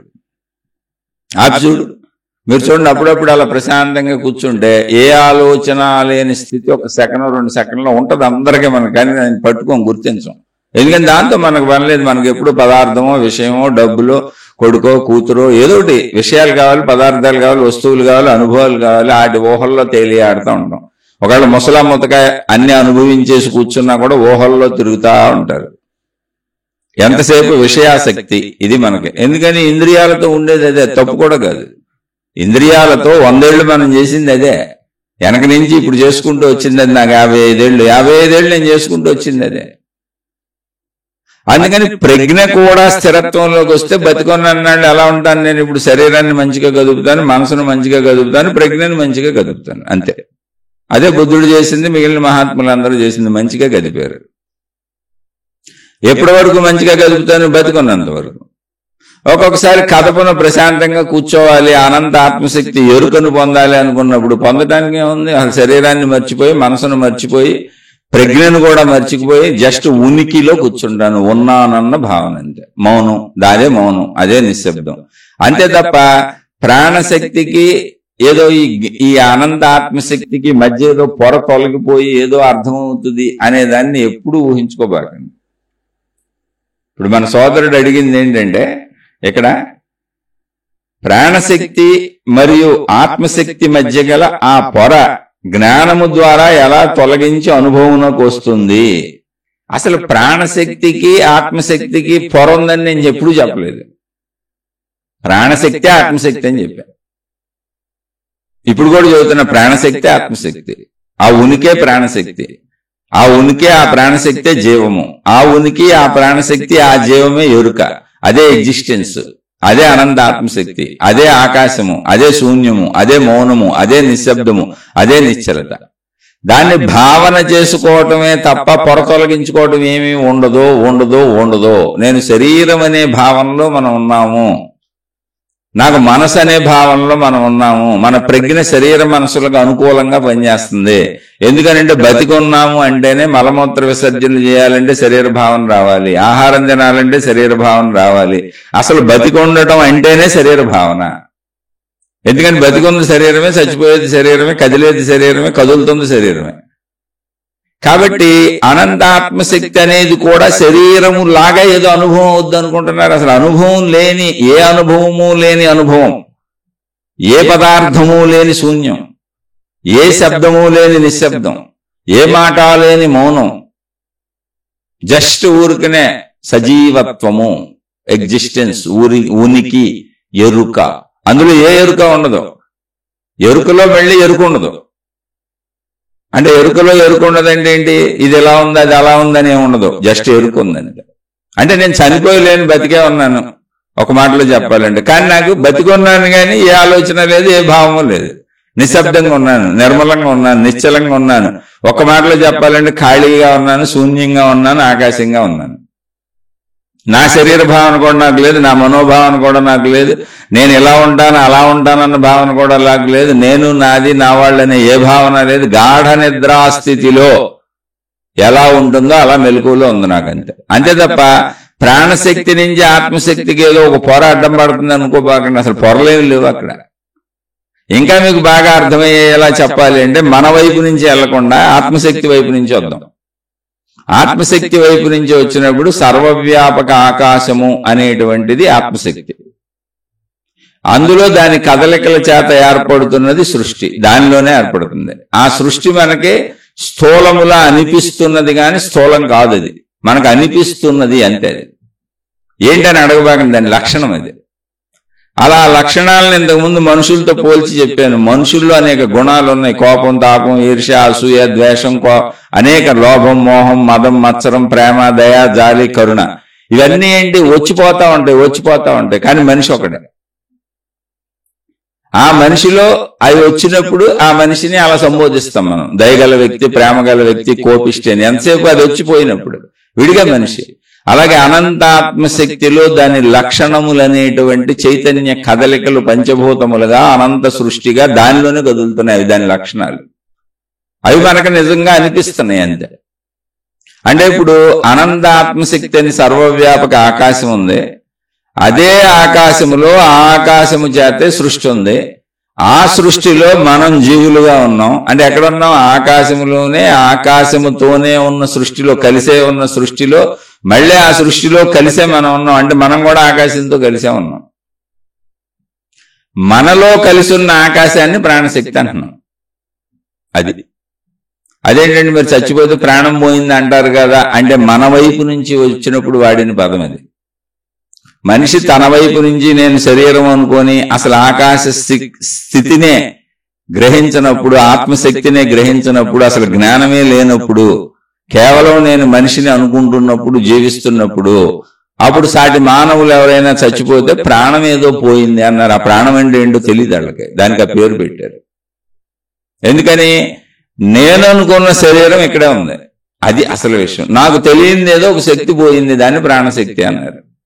ఇది మనిషి నుంచి వెళ్ళినప్పుడు. కానీ పైనుంచి ఆత్మశక్తి నుంచి వచ్చినప్పుడు ఉన్నదంతా అనంత ఆత్మశక్తే. అది ఎలా ఉంది? సర్వవ్యాపక ఆకాశం వలె నిర్మలంగా, నిశ్చలంగా, ఖాళీగా, శూన్యంగా ఉంది. దానిలోనే దాని గుణములు ప్రతిఫలించినప్పుడు సృష్టిగా మనకు అనిపిస్తుంది, అంతే తప్పదే మారిపోలా. జస్ట్ సృష్టిగా అనిపిస్తుంది. ఒక మనిషికి కోపం వచ్చింది, అరుస్తున్నాడు. అరుస్తున్నప్పుడు కోపిష్టి అన్నాను తప్ప అతను మనిషే. ఆ మనిషే అరుస్తున్నాడు. మనిషి మళ్ళీ మనిషిగానే ఉంటాడు. మనిషి ఏమి అయిపోడు. ఆ మనిషిలోనే జరిగిన చర్య అది, జరుగుతున్న చర్య అది. అలా పోలిగ్గా చెప్పాను. అంటే ఇప్పుడు ఉన్నదేంటి? అనంత ఆత్మశక్తి. సృష్టి ఎందులో ఉంది? అనంత ఆత్మశక్తిలోనే ఉంది. సృష్టి దేంతో తయారైంది? అనంత ఆత్మశక్తితోనే తయారైంది. మరి అది ఏంటది? దాని లక్షణాలు అంతే, దాని గుణాలు అంతే, దాని స్వభావం అంతే. అంటే సర్వవ్యాపక ఆకాశము యొక్క స్వభావము, లక్షణములు, గుణములు సృష్టి. మనం ఎక్కడ ఉన్నాం? సృష్టిలోనే ఉన్నాం. సృష్టికి భిన్నమా మనం? కానే కాదు, మనకు అలా అనిపిస్తున్నది. మనం పీల్చే గాలి అదే, మనం అనుభవించే పంచభూతాలు అదే, మనం తినే ఆహార పదార్థాలు అదే. అసలు మనం ఉద్భవించక ముందు ఎక్కడున్నాం? ఆ శూన్యంలోనే ఉన్నాం. ఆ శూన్యం నుంచే రూపం ధరించాం. ఆ శూన్యంలోంచే రూపం ధరించి సృష్టిగా జీవించాం. మళ్ళీ ఆ శూన్యంలోకి మరణం పేరుతో వెళ్ళిపోతున్నాం. ఇంతకు ముందు కూడా మనం లేం, శూన్యంలోనే ఉన్నాం. ఆ శూన్యం ఏంటి? అదే ఆకాశం అనే సర్వవ్యాపక ఆకాశ శక్తి. అంటే మీకు అర్థం అవడానికి టకటక చెప్పుకెళ్ళిపోతున్నాం. మళ్ళీ ఇక్కడ జన్మలు, జన్మ పరంపరలు, కర్మ సిద్ధాంతాలు ఇలాంటి చాలా వస్తాయి. మళ్ళీ మీరు ఆ క్వశ్చన్లు అయిపోకండి, చాలా శీర్షికల్లో చెప్పుకున్నాం. ఇక్కడ విషయం అర్థం అవడానికి ఇలా చెబుతున్నాం. ఉన్నది సర్వవ్యాపక ఆకాశ శక్తి, అదే అనంత ఆత్మశక్తి. అదే అనంత ఆత్మశక్తి అని పేరు పెడతానికి అక్కడ ఏం లేదు, శక్తి నీకేం కనపడదు. కానీ శక్తి అనంతాత్మశక్తి అని ఎందుకు అన్నారు అంటే, శక్తి కాదంటే నువ్వు చనిపోయినట్టుగా భావించుకొని జడ పదార్థం అనుకుంటావు అని, అందులో సజీవత్వం ఉంది, ఎరుకు ఉంది, ఉన్నది అన్న ఒక స్థితి ఉంది అని నీకు చెప్పడానికి శక్తి అన్నారు. అది ఖాళీ అంటే శూన్యం ఏమీ లేదు అనుకుంటావని కాదు, అది శక్తి అన్నారు. కానీ అది ఖాళీయే, శూన్యమే. శక్తి ఖాళీనే, శూన్యమే. అందులో సృష్టి ఉంది, అది దాని లక్షణాలు. సృష్టిలో మనం ఉన్నాం. అంటే ఇప్పుడు మనం గాని, సృష్టి గాని, ఆత్మశక్తి గాని విడివిడిగా లేము. సర్వవ్యాపక ఆకాశంలా ఉన్న ఆత్మశక్తి గాని విడివిడిగా లేము, కలిసే ఉన్నాం. అయితే రూపంగా అంటే ఇప్పుడు ఒక మనిషిలో కోపం వచ్చింది. కోపం ఎంతసేపు ఉంటది?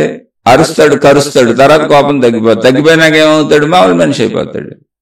అంటే ఇప్పుడు కోపం అనేది పుట్టింది, కోపం అనేది కాసేపు జీవించింది, కోపం అనేది అంతమైపోయింది. ఎక్కడ పుట్టింది? మనిషిలో పుట్టింది. ఎక్కడ జీవించింది? మనిషిలోనే జీవించింది. ఏ శక్తితో జీవించింది? మనిషి శక్తితోనే జీవించింది. ఎక్కడ లయం అయిపోయింది? మనిషిలోనే లయం అయిపోయింది. ఎక్కడ పుట్టిందో అక్కడే లయం అయిపోయింది. ఏ గుణమైన అంతే. అలాగే అనంత ఆత్మశక్తిలో పుట్టినటువంటి సృష్టి, కోపం లాంటి సృష్టి, ప్రేమ లాంటి సృష్టి, దయ లాంటి సృష్టి కాసేపు దాని శక్తితోనే వ్యక్తీకరించబడింది, మళ్ళీ దానిలోనే లయం అయిపోయింది. ఆ కాసేపు మనకు 100 సంవత్సరాల జీవితంలో ఉంది. ఎందుకని? ఇది అనంతము గనుక. సృష్టి ఎంత ఉందో మనకు తెలియదు, మనం ధూళికణం గనుక మనకు అలా అనిపిస్తున్నది. అంటే ఇప్పుడు మనం ఎక్కడున్నాం? సర్వవ్యాపక ఆకాశములో, ఖాళీలో, శూన్యములో, ఆ నిశ్శబ్దంలో, ఆ నిశ్చలతలో, ఆ ప్రశాంతతలో సృష్టి అనే మనం ఉన్నాం. ఆ సృష్టిలో మనిషి అనే మనం ఉన్నాం. మనిషి అనే మనం ఇప్పుడు ఎక్కడ బతుకుతున్నాం? ఆ సృష్టితోనే బతుకుతున్నాం, ఆ సృష్టి శక్తితోనే బతుకుతున్నాం, ఆ సృష్టిలోనే బతుకుతున్నాం. సృష్టి అంటే ఎక్కడ ఉంది? ఆ శక్తిలోనే ఉంది, ఆ శక్తితోనే ఉంది, మనిషిలో కోపం వల్లే. అలా బతికిన మనం బతికి బతికి బతికి ఎక్కడ అంతమైపోతున్నాం? అదే సృష్టిలో అంతమైపోతున్నాం. అంతమైపోయి ఏమవుతున్నాం? అదే సృష్టిలో పంచభూతాల్లో కలిసిపోతున్నాం. ఆ పంచభూతాలు ఎక్కడున్నాయి? అనంత ఆత్మశక్తిలో లక్షణాలుగా ఉన్నాయి. ఇప్పుడు నువ్వు శక్తితో ఎక్కడ విడిపోయి ఉన్నావు అసలు? మరి ప్రాణశక్తి అని ఎందుకు అన్నారు అంటే, మనిషి వైపు నుంచి చెప్పినప్పుడు మాట్లాడుతున్నారు. మనిషి జ్ఞానం లేదు, అనంత ఆత్మశక్తి ఎరుక లేదు, సృష్టి మొత్తాన్ని కలపట్లేదు. మనిషి విభేదంగా, విరోధంగా, అనేకంగా ఉన్నట్టుగా భావించుకుంటున్నాడు. తాను వేరు, జీవులు వేరు అని భావించుకుంటున్నాడు. అంత గాఢ భావనలో ఉన్న మనిషి ఏర్పరుచుకున్న గాఢ భావన ప్రాణశక్తి. అంటే ఏంటి? మనిషి చనిపోవటం అనేది జరుగుతుంది కనుక, చనిపోయే వరకు నేను నేను నేను అనుకుంటున్న శరీరం ఇక్కడే ఉంది కనుక, ఈ శరీరము ఈ ఇంద్రియాలతోనే నేను అన్ని అనుభవించాను, ఆ ఇంద్రియాలు ఇక్కడే ఉన్నాయి, ఈ శరీరం ఇక్కడే ఉంది కనుక, అయినా మనిషి కదలటం లేదు కనుక, అంటే మనిషిలో అప్పటి వరకు ఏదో శక్తి ఉంది, శక్తి పోయింది అనుకుంటున్నాడు. శక్తి పోలేదు, శక్తిలో శరీరం ఉంది. అనంత ఆత్మశక్తిలో సృష్టి అనే శరీరం ఉంది. శరీరం శిథిలత్వాన్ని పొందింది అంటే కోపం అనేది వచ్చింది. ఎంతసేపు ఉంటుంది కోపం? సంఘటనకి కోపం ఉద్భవించింది నాలో. ఆ సంఘటనకి సంబంధించిన భావోద్వేగం తీరే వరకు కోపం నాలో ప్రకటితమవుతూ ఉంటుంది. అలా ప్రకటితమైనటువంటి కోపం ఆ భావోద్వేగం అంతమైపోగానే అంటే ఆ సీరియస్నెస్ ఆ వేగం ఉద్వేగం తగ్గగానే నిదానిస్తూ అంటే ఒక్కసారిగా కూడా నిదానించదు, నిదానిస్తూ నిదానిస్తూ నిదానిస్తూ కోపం మళ్ళీ లీనమైపోద్ది నాలోనే. అంటే ఆ ఉద్వేగం ఆగిపోయింది. అలాగే జీవితం అనేది కోపము వలె శక్తిలో ఉద్భవించి ప్రేమ వలె గుణాల వలె శక్తిలో ఉద్భవించి మళ్ళీ నిదానంగా అంతరిస్తూ శక్తిలో కలిసిపోయింది. అయితే ఇక్కడ పోయింది ఏంటి అంటే కోపం పోయింది, మనిషి అక్కడే ఉన్నాడు. అలాగే శరీరం పోయింది, శరీరం ఉద్భవించింది, శరీరం పోయింది కోపంలాగా, కానీ శక్తి అక్కడే ఉంది. శరీరం ఎక్కడ ఉద్భవించింది? శక్తిలో ఉద్భవించింది, మళ్ళీ శక్తిలోనే కలిసిపోయింది. అంటే శక్తి ఎప్పుడు అక్కడే ఉంది.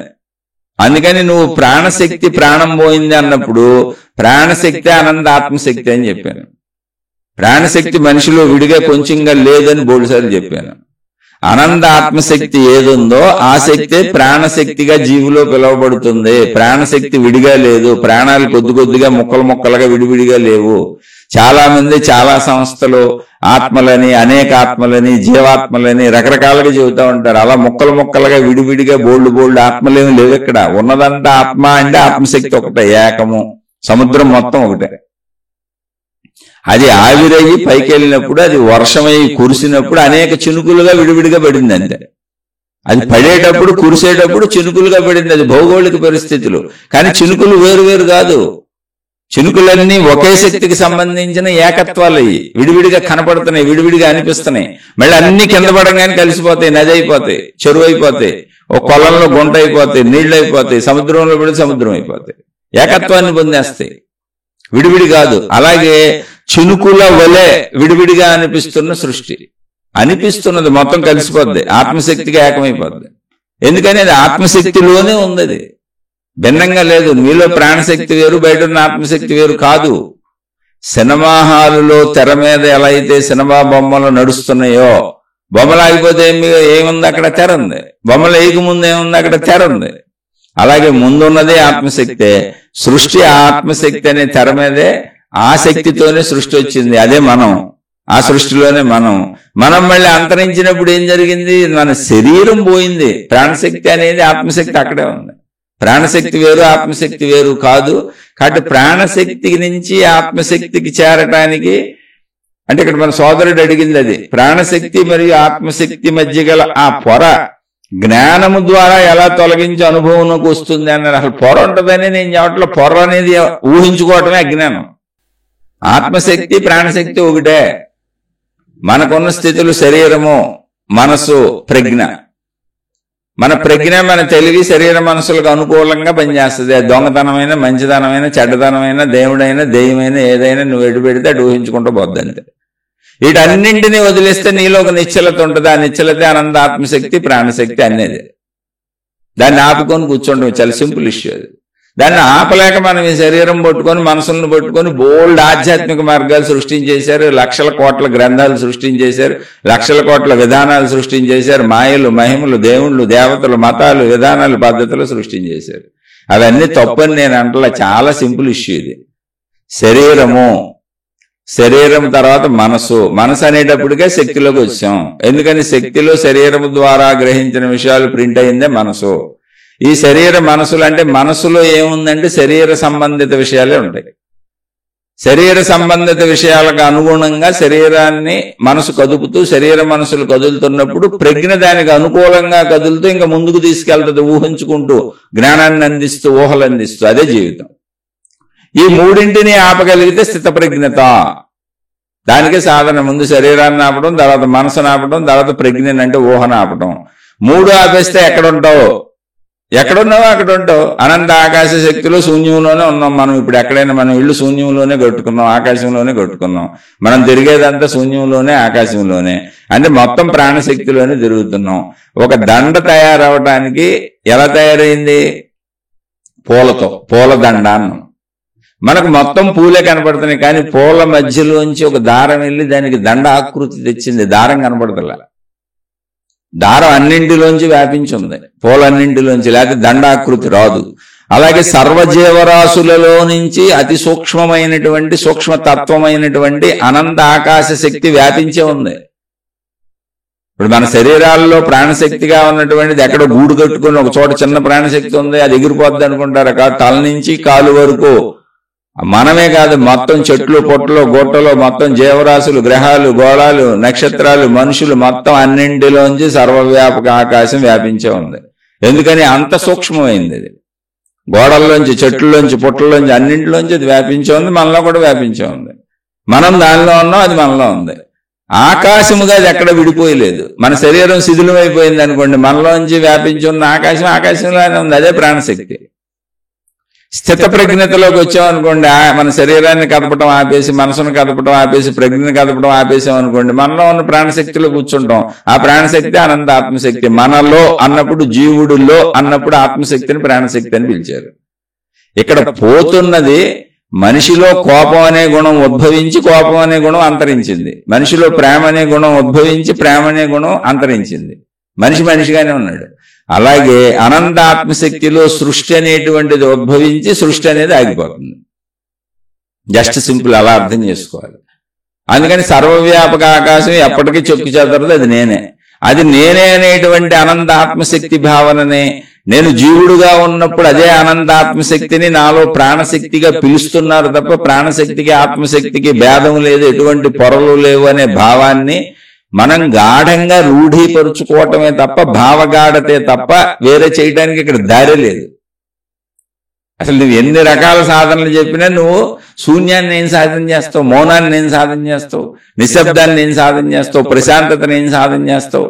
అందుకని మహిమలు మాయలు సృష్టించారు. అక్కడ ఏదో ఉందని చెప్పడానికి. అక్కడ ఏమీ లేదు నాయన. మహిమలు మాయలు సిద్ధులు అంత మోసాలు నాయన. అటువైపు వెళ్ళొద్దని ఆధ్యాత్మిక గ్రంథాలే చెబుతున్నాయి నాయన. ఎందుకని ఏదో ఉందన్న భ్రాంతి కలగాలి నీకు. కాదు, అది చాలా నిరాడంబరంగా ఉంది, నిర్మలంగా ఉంది, నిశ్చలంగా ఉంది, ఆకాశం వల్లే ఉంది, ప్రశాంతంగా ఉంది, ఖాళీగా ఉంది, శూన్యంగా ఉంది. ఎంత శూన్యంగా, ఎంత సూక్ష్మంగా, ఎంత ఖాళీగా ఉందంటే అసలు నువ్వు నమ్మలేనంతగా, అబ్బే అది ఏమీ లేని దాన్ని నేను ఎలా అనుకుంటాను, అక్కడ ఏదో మహిమలు ఉండాలి, మాయలు ఉండాలి, వెలుగులు ఉండాలి, దేవుళ్ళు రావాలి, ఆకారాలు రావాలి, పెద్ద పెద్ద నా ఊహకందని జరిగిపోవాలని మనం భ్రాంతులు కల్పించుకుంటున్నాం. కాదు, చాలా నిర్మలంగా నిశ్చలంగా ఉంది. నువ్వు భ్రాంతి అంత తగ్గించుకుంటే, నువ్వు ఎంత సామాన్య స్థితికి వచ్చేస్తే అది అంత సహజంగా సామాన్యంగా ఖాళీగా ఉంది. ఆకాశం అంతా అలాగే ఉంది. చూసుకోండి. ఎగిరే పిట్టలను కాదందా, ఎదిగే మొక్కలను వద్దందా, తిరిగే మనుషులను వద్దందా, ఎగిరే విమానాలను వద్దందా, ర్యాకెట్లను వద్దందా, గ్రహగోళాలను వద్దందా, మంచి చేస్తే వద్దందా, చెడు చేస్తే వద్దందా, అసలు ఇది ఏం వద్దంటుంది. ఆకాశం దేన్ని అడ్డగించింది చెప్పండి. ఆకాశం దేన్ని అడ్డగించలేదు, ఏది ఆకాశాన్ని అడ్డగించలేదు. అన్ని ఆకాశంలోనే ఆకాశ శక్తితోనే ఉన్నాయి. అన్నింటిలోంచి ఆకాశ శక్తి వ్యాపించే ఉంది, దండలో దారం వలె. మీరు దండలో దారాన్ని చూడగలిగితే పూలకు విలువ ఉండదు. ఎందుకో తెలుసా? అసలు దండగా పూలను నిలబెట్టగలిగిన కెపాసిటీ దారానికి ఉంది. లేకపోతే పూలన్నీ అలా విడివిడిగా ఉంటాయి అంతే. కానీ దండలో పూలని చూసి, దండ ఆకృతిని చూసి మురిసిపోతున్నప్పుడు దారం ఎప్పటికే కనపడదు.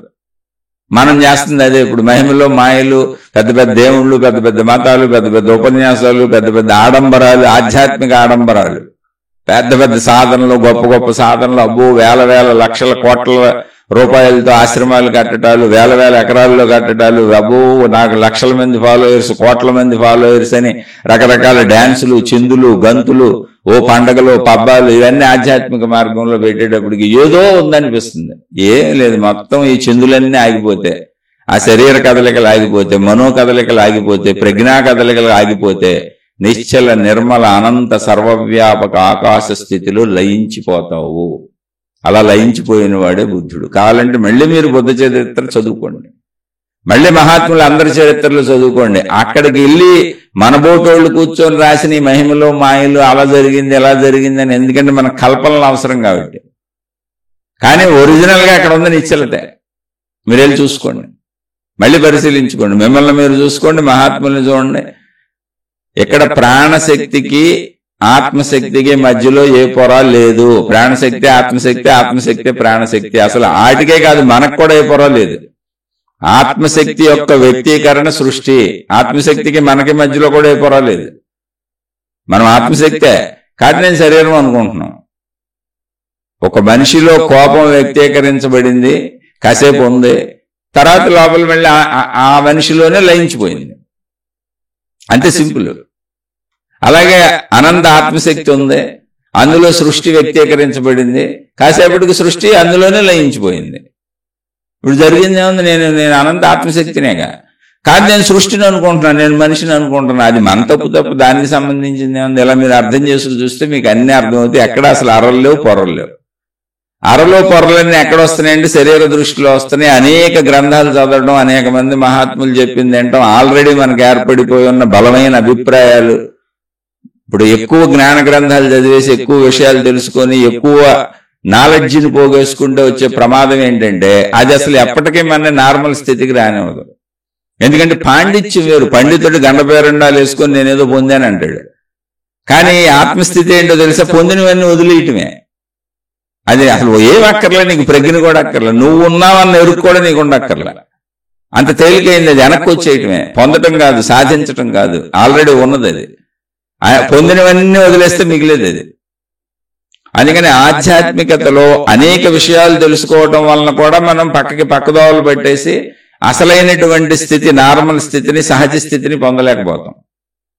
మీరు మంచిగా జీవిస్తూ ఉంటే, మీరు తప్పులు చేయకుండా ఉంటే, మీరు భార్యాభర్తలైనా, కుటుంబం ఉన్నా, సంసార జీవితాలు అనుభవిస్తున్నా, మీ పిల్లల్ని పెంచుకుంటున్నా, మీరు ధన సంపాదనలు చేస్తున్నా, ప్రపంచంలో మీరు సినిమాలు, షికార్లు, పార్కులు ఏం తిరుగుతున్నా, ఎడు తిరుగుతున్నా, ఇప్పుడున్న వసతులు, వనరులు, సౌకర్యాలు, వస్తువులు ఏం వాడుకుంటున్నా, మీరు ఎలా జీవిస్తున్నా, ఏం కట్టుకున్నా, ఎలా ఉన్నా, మీరు ధర్మంగా మంచిగా ఉంటే మీరు సాధనలో ఉన్నట్టే, మీరు యోగులే, మీరు ఋషులే, మీరు మునులే, మీరు తపస్సంపన్నులే, మీరు ఆధ్యాత్మికతలో ఉన్నట్టే.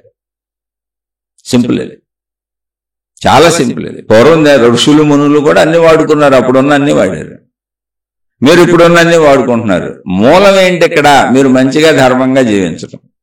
అలా జీవిస్తూ ఉంటే మీరు సాధనలో ఉన్నట్టే, ఆధ్యాత్మికతలో ఉన్నట్టే. అదే మిమ్మల్ని తీసుకెళ్ళిపోతుంది. ఎక్కడ అరలు లేవు, పొరలు లేవు, ఉన్నది ఉన్నట్టుగా అర్థం చేసుకోండి. తెలిసిన ప్రజ్ఞనంతా కదపకుండా కూర్చోబెడితే స్థిత ప్రజ్ఞత. అసలు ప్రజ్ఞను వదిలే, స్థిరంగా కూర్చోబెట్టు, కదపబాకు దాన్ని. ఆలోచనలు వదిలే, మనసును వదిలే, భావాలు వదిలే, శరీరాన్ని వదిలే, అలా కూర్చోబెట్టు. అప్పుడు ఏముంది? శూన్యత ఉంటుంది. ఆ శూన్యతే అనంత ఆకాశ శక్తి. ఉన్నానన్న భావన ఉంది, నేను మరణించలేని శూన్యత. అంటే ఏ ఎరుక నాకు లేదు, ఎరుకుతో నాకు పని లేదు. ఎరుకుతో పని ఎప్పుడు కావాలి? నేను శరీరంలో కదలాలంటే, ప్రపంచంలో కదలాలంటే, శరీరంతో అనుభవించాలంటే, కాలకృత్యాలు తీర్చుకోవాలంటే, ఆహారానికి ఏమన్నా పొందాలంటే అప్పుడు ఎరుకలోకి వస్తాను. శరీర ఎరుకలోకి అవి చేసుకుంటాను. మళ్ళీ నేను అనంత ఆత్మశక్తిని అందులో కూర్చుంటాను. అలా స్థిత ప్రజ్ఞతను సాధించుకోవటమే. అలా స్థిత ప్రజ్ఞ సాధించుకోవాలంటే ప్రజ్ఞని స్థిరంగా కూర్చోబెట్టుకు ఆ పదంలోనే ఉంది. ప్రజ్ఞ ఎప్పుడు కదులుద్ది? మనసు కదిలితే ప్రజ్ఞ కదులుద్ది. మనసుకు అనుసంధానంగా ఊహాత్మకంగా కదులుద్ది. మనసు కదిలితే ఏమవుతుంది? శరీరం కదులుతుంది. ముందు అందుకని వీటిని ఆపాలంటే, మనసు ప్రజ్ఞలు కదలాలి అంటే ఖచ్చితంగా శరీరాన్ని కదపాలి. శరీరం కదిలితేనే వాటికి ఉపయోగం, అనుభవం పొందినట్టు అనిపిస్తుంది. అందుకని శరీరాన్ని ఆపేసి, మనసును ఆపేసి, ప్రజ్ఞను ఆపేసేటువంటి స్థిత ప్రజ్ఞతని సాధన చేసుకో. అదే స్థిత ప్రజ్ఞత అంటే. అంతే తప్ప ఎక్కడ అర్రలు లేవు, పొరలు లేవు. మన భ్రాంతి అది. మనం ఆల్రెడీ అనంత ఆత్మశక్తి స్వరూపులమే. ఇప్పుడు కూడా ఈ విషయాలు నేను చెబుతుంది కాదు, ఆత్మజ్ఞాన గ్రంథాలన్నీ చెబుతున్నాయి. అది పొందేది కాదు, ఆల్రెడీ నువ్వు అదే అయి ఉన్నావు, నువ్వు తెలుసుకుంటే చాలు అని. పొందేదైతే సాధన చేయాలి. ఆల్రెడీ అదే అయి ఉంటే సాధన చేయడం ఎందుకు? అది నేనని తెలుసుకోవడం. దానికి అడ్డం పడే విషయాలను తొలగించుకో. దానికి అడ్డం పడేది శరీర భావం, మనోభావం, ప్రజ్ఞాభావం. ఈ మూడింటిని కూర్చోబెట్టాయి. స్థితప్రజ్ఞుడు, స్థితప్రజ్ఞురాలు అంటారు. అప్పుడు నువ్వు అడ్డం పడే విషయాలను తొలగించుకుంటే అది నేనే అయి ఉన్నాను అని తెలుస్తుంది. అంతే. చాలా సింపుల్ థింగ్. ఇంత సింపుల్ అయిన విషయం బరువు ఎందుకు అవుతుంది, గజిబిజి ఎందుకు అవుతుంది అంటే, దీన్ని ఆధ్యాత్మికతలో అనేక గ్రంథాలు చదివేసి, అనేక విషయాలు తెలిసేసుకొని, అనేక ప్రజ్ఞాపూర్వక మాటలు మాట్లాడేసి, బోల్డ్ జ్ఞాన గ్రంథాలు చదివేసి, ఆ రకంగా ఈ రకంగా అంటే అది పాండిత్యము. అది బరువు, తలకు బరువు. పాండిత్యం అదంతా. తలకు మించిన జ్ఞానం తెలుసుకోవడం కూడా పాండిత్యం. అందుకని నేను ఇది తప్ప మీకు ఏం చెప్పదలుచుకోవాలి. నాకు బోల్డ్ విషయాలు తెలుసు. అనేక మంది మహాత్ముల చరిత్రలు తెలుసు, వాళ్ళు చేసినవి తెలుసు, వాళ్ళు ఎలా జీవించారో తెలుసు, అవన్నీ చెప్పొచ్చు మీకు. ఏముంది పాండిత్యాన్ని పెంచుకుంటాను. ఎందుకని 35 ఏళ్ళు నాకు మరి చిన్నప్పటి నుంచి తెలియక అయ్యే చదువుకుంటూ వచ్చాను. ఇక్కడ దాకా రావడానికి ఉన్నాయన్నీ పట్టుకొని పాకులాడుతూ గురువుల చుట్టూ, మహాత్ముల చుట్టూ, మతాల చుట్టూ, మార్గాల చుట్టూ, గ్రంథాల చుట్టూ తిరిగితే గానీ ఇక్కడ దాకా రాలా. అవన్నీ తెలిసినా మీకు నేను అవన్నీ ఎందుకు చెబుతలేదు అంటే అవి తలకు బరువు, పాండిత్యం అవుతాయి. అవి నేనే వదిలించుకుంటున్నాను. ఆధ్యాత్మిక చదువుగా రోజు ఇదే చెబుతా, ఇదే మాట్లాడతా. మీరు ఎవరు ఎన్నన్నా నేను ఇదే మాట్లాడుతా. ఇది ఆధ్యాత్మిక చదువు, ఆత్మజ్ఞాన చదువు. మీకు మహిమలు, మాయలు, అనేక రకాల మతాలు, గురువులు, దేవుళ్ళు, విధానాలు, పద్ధతులు చెప్పను. ఎందుకని అది పాండిత్యం అవుతుంది, బరువు అవుతుంది. అందుకని నేను ఎన్ని చెబుతున్నా అప్పుడప్పుడు ఇలాంటి ప్రశ్నలు ఎందుకు వేస్తున్నారు. ఇప్పుడు ప్రశ్న వేసినటువంటి సోదరుడు ఎప్పటి నుంచో, సంవత్సరాల నుంచి అంటున్నారు. ఆయన అద్భుతంగా చక్కగా అడుగుతారు, అర్థం చేసుకుంటున్నారు కూడా. కానీ ఇన్ని విన్నా మీరు ఎక్కడైనా నా వెనక శీర్షికల్లోకి వెళ్ళి చూడండి. నేనంటే ఆ సోదరుడిని కించపరచటం లేదండి. మీరు అడగటం చాలా అవసరం కూడా. మీరు అడగకపోతే నేను అలా చెబుతాను. మీరు అడిగితే ఎంతో మందికి నా సందేహం కూడా నివారణ అవుతుంది. అడిగేవాళ్ళు ఎప్పుడూ గొప్పవాళ్లే. సందేహం అడిగి తెలుసుకునే వాళ్ళు ఎప్పుడు గొప్పవాళ్లే. వాళ్ళు సాధన చేస్తున్నారు. వచ్చిన సందేహాలు నిర్భీతిగా, నిర్భయంగా చక్కగా అడుగుతున్నారు. ఎవరేమనుకుంటారన్న భావన లేకుండా చక్కగా అడుగుతున్నారు. మీరు అడగడం వల్ల ఎంతో మందికి తెలుస్తుంది, నాకు చెప్పడానికి అవకాశం వచ్చింది. కానీ మీరు నేను చెప్పిన శీర్షికలన్నీ పరిశీలించి చూడండి. ఎక్కడైనా సరే ప్రాణశక్తికి, ఆత్మశక్తికి ఒక పొర ఉంది, దాన్ని జ్ఞానంతో తొలగించుకోవాలని చెప్పాను. అసలు ఆ పదాలే నేను వాడినా. ఇవన్నీ ఇతరములో ఎక్కడో మనం తెలుసుకున్న విషయాల్లోంచి అలా పుడుతున్నాయి. మనకి ఉన్నది ఒకటే, చాలా సింపుల్ గా ఉన్నదంతా అనంత ఆత్మశక్తి అనే ఆకాశ స్వరూప శక్తి. అందులోనే ఒక మనిషిలో కోపం వ్యక్తీకరించబడినట్టుగా సృష్టి వ్యక్తీకరించబడింది. ఆ సృష్టిలో నేను ఒక జీవిని. కోపము కాసేపు ప్రదర్శించబడి ఆ స్పీడ్ తగ్గిపోగానే కోపము మళ్ళీ ఆ వ్యక్తిలోనే లయించిపోయినట్టుగా ఈ సృష్టి అంతా మళ్ళీ ఆ శక్తిలోనే లయించిపోతుంది. అంటే ఇప్పుడు ఏమైంది? సృష్టి వ్యక్తీకరించబడింది, లయించిపోయింది. శక్తి శక్తిగానే ఉంది. శక్తి సృష్టి అంతా వ్యాపించే ఉంది. జీవుడిగా ప్రాణశక్తి అని పదం ఎందుకు వాడారో బోల్సార్లు చెప్పాను. అదే ఆనందాత్మశక్తి మనలో ఉన్నప్పుడు, అంటే నేను జీవిని అని భావించుకుంటున్నప్పుడు ఆ ప్రాణశక్తిలో ప్రింట్ అవుతున్న విషయాలే మనసుగా అవుతున్నాయి. ఆ మనసు చేసే పనుల్ని విచక్షణ జ్ఞానం, తప్పు రైట్ అని దేశకాల పరిస్థితులు చెబుతున్నప్పుడు బుద్ధి అంటున్నాం. ఆ బుద్ధినే మనం ఇప్పుడు ప్రజ్ఞ అని మనం చెప్పుకుంటుంది కూడా ఇంచుమించు అలాంటిదే. ఆ ప్రజ్ఞ దీనికి అనుకూలంగా పనిచేసి దొంగతనాలకైతే ఇంకా బాగా ఎలా చేయొచ్చు, వ్యభిచారాలు అయితే ఇంకా బాగా ఎలా చేయొచ్చు, మోసాలు అయితే ఇంకా బాగా ఎలా చేయొచ్చు, ఆధ్యాత్మికత అయితే ఇంకా బాగా ఎలా ఊహించుకోవచ్చు, సైన్స్ అయితే ఇంకా ఎలా బాగా కనుక్కోవచ్చు. అలా ఏ మార్గంలోకి వెళ్తే ఆ మార్గం, ధన సంపాదన, కుటుంబ వ్యవహారాలు, ఎందులోకి వెళ్ళినా అందులో ముందుకు తీసుకెళ్లేలా ప్రజ్ఞ పనిచేస్తుంది. ఊహాత్మకంగా, సృజనాత్మకంగా. కాబట్టి అది ఉన్నది ఒకటే అనంత ఆత్మశక్తి. ఆ స్థిత ప్రజ్ఞత అంటే ఏంటంటే ఆ ప్రజ్ఞను కూర్చోబెట్టి, ఆ ప్రజ్ఞను కూర్చోబెట్టాలంటే మనసు ఆగాలి. మనసుకు అనుసంధానంగా ప్రజ్ఞ కదులుద్ది. మనసు ఆగాలంటే శరీరం ఆగాలి. మనసు శరీరాన్ని కదుపుతుంది. కాబట్టి ముందు శరీరాన్ని కూర్చోబెట్టు, తర్వాత మనసును కూర్చోబెట్టు, తర్వాత ప్రజ్ఞను కూర్చోబెట్టు. ఆటోమేటిక్ గా అయ్యే కూర్చుంటాయి. వీటన్నిటికీ ఎన్ని సంవత్సరాలైనా పట్టవచ్చు.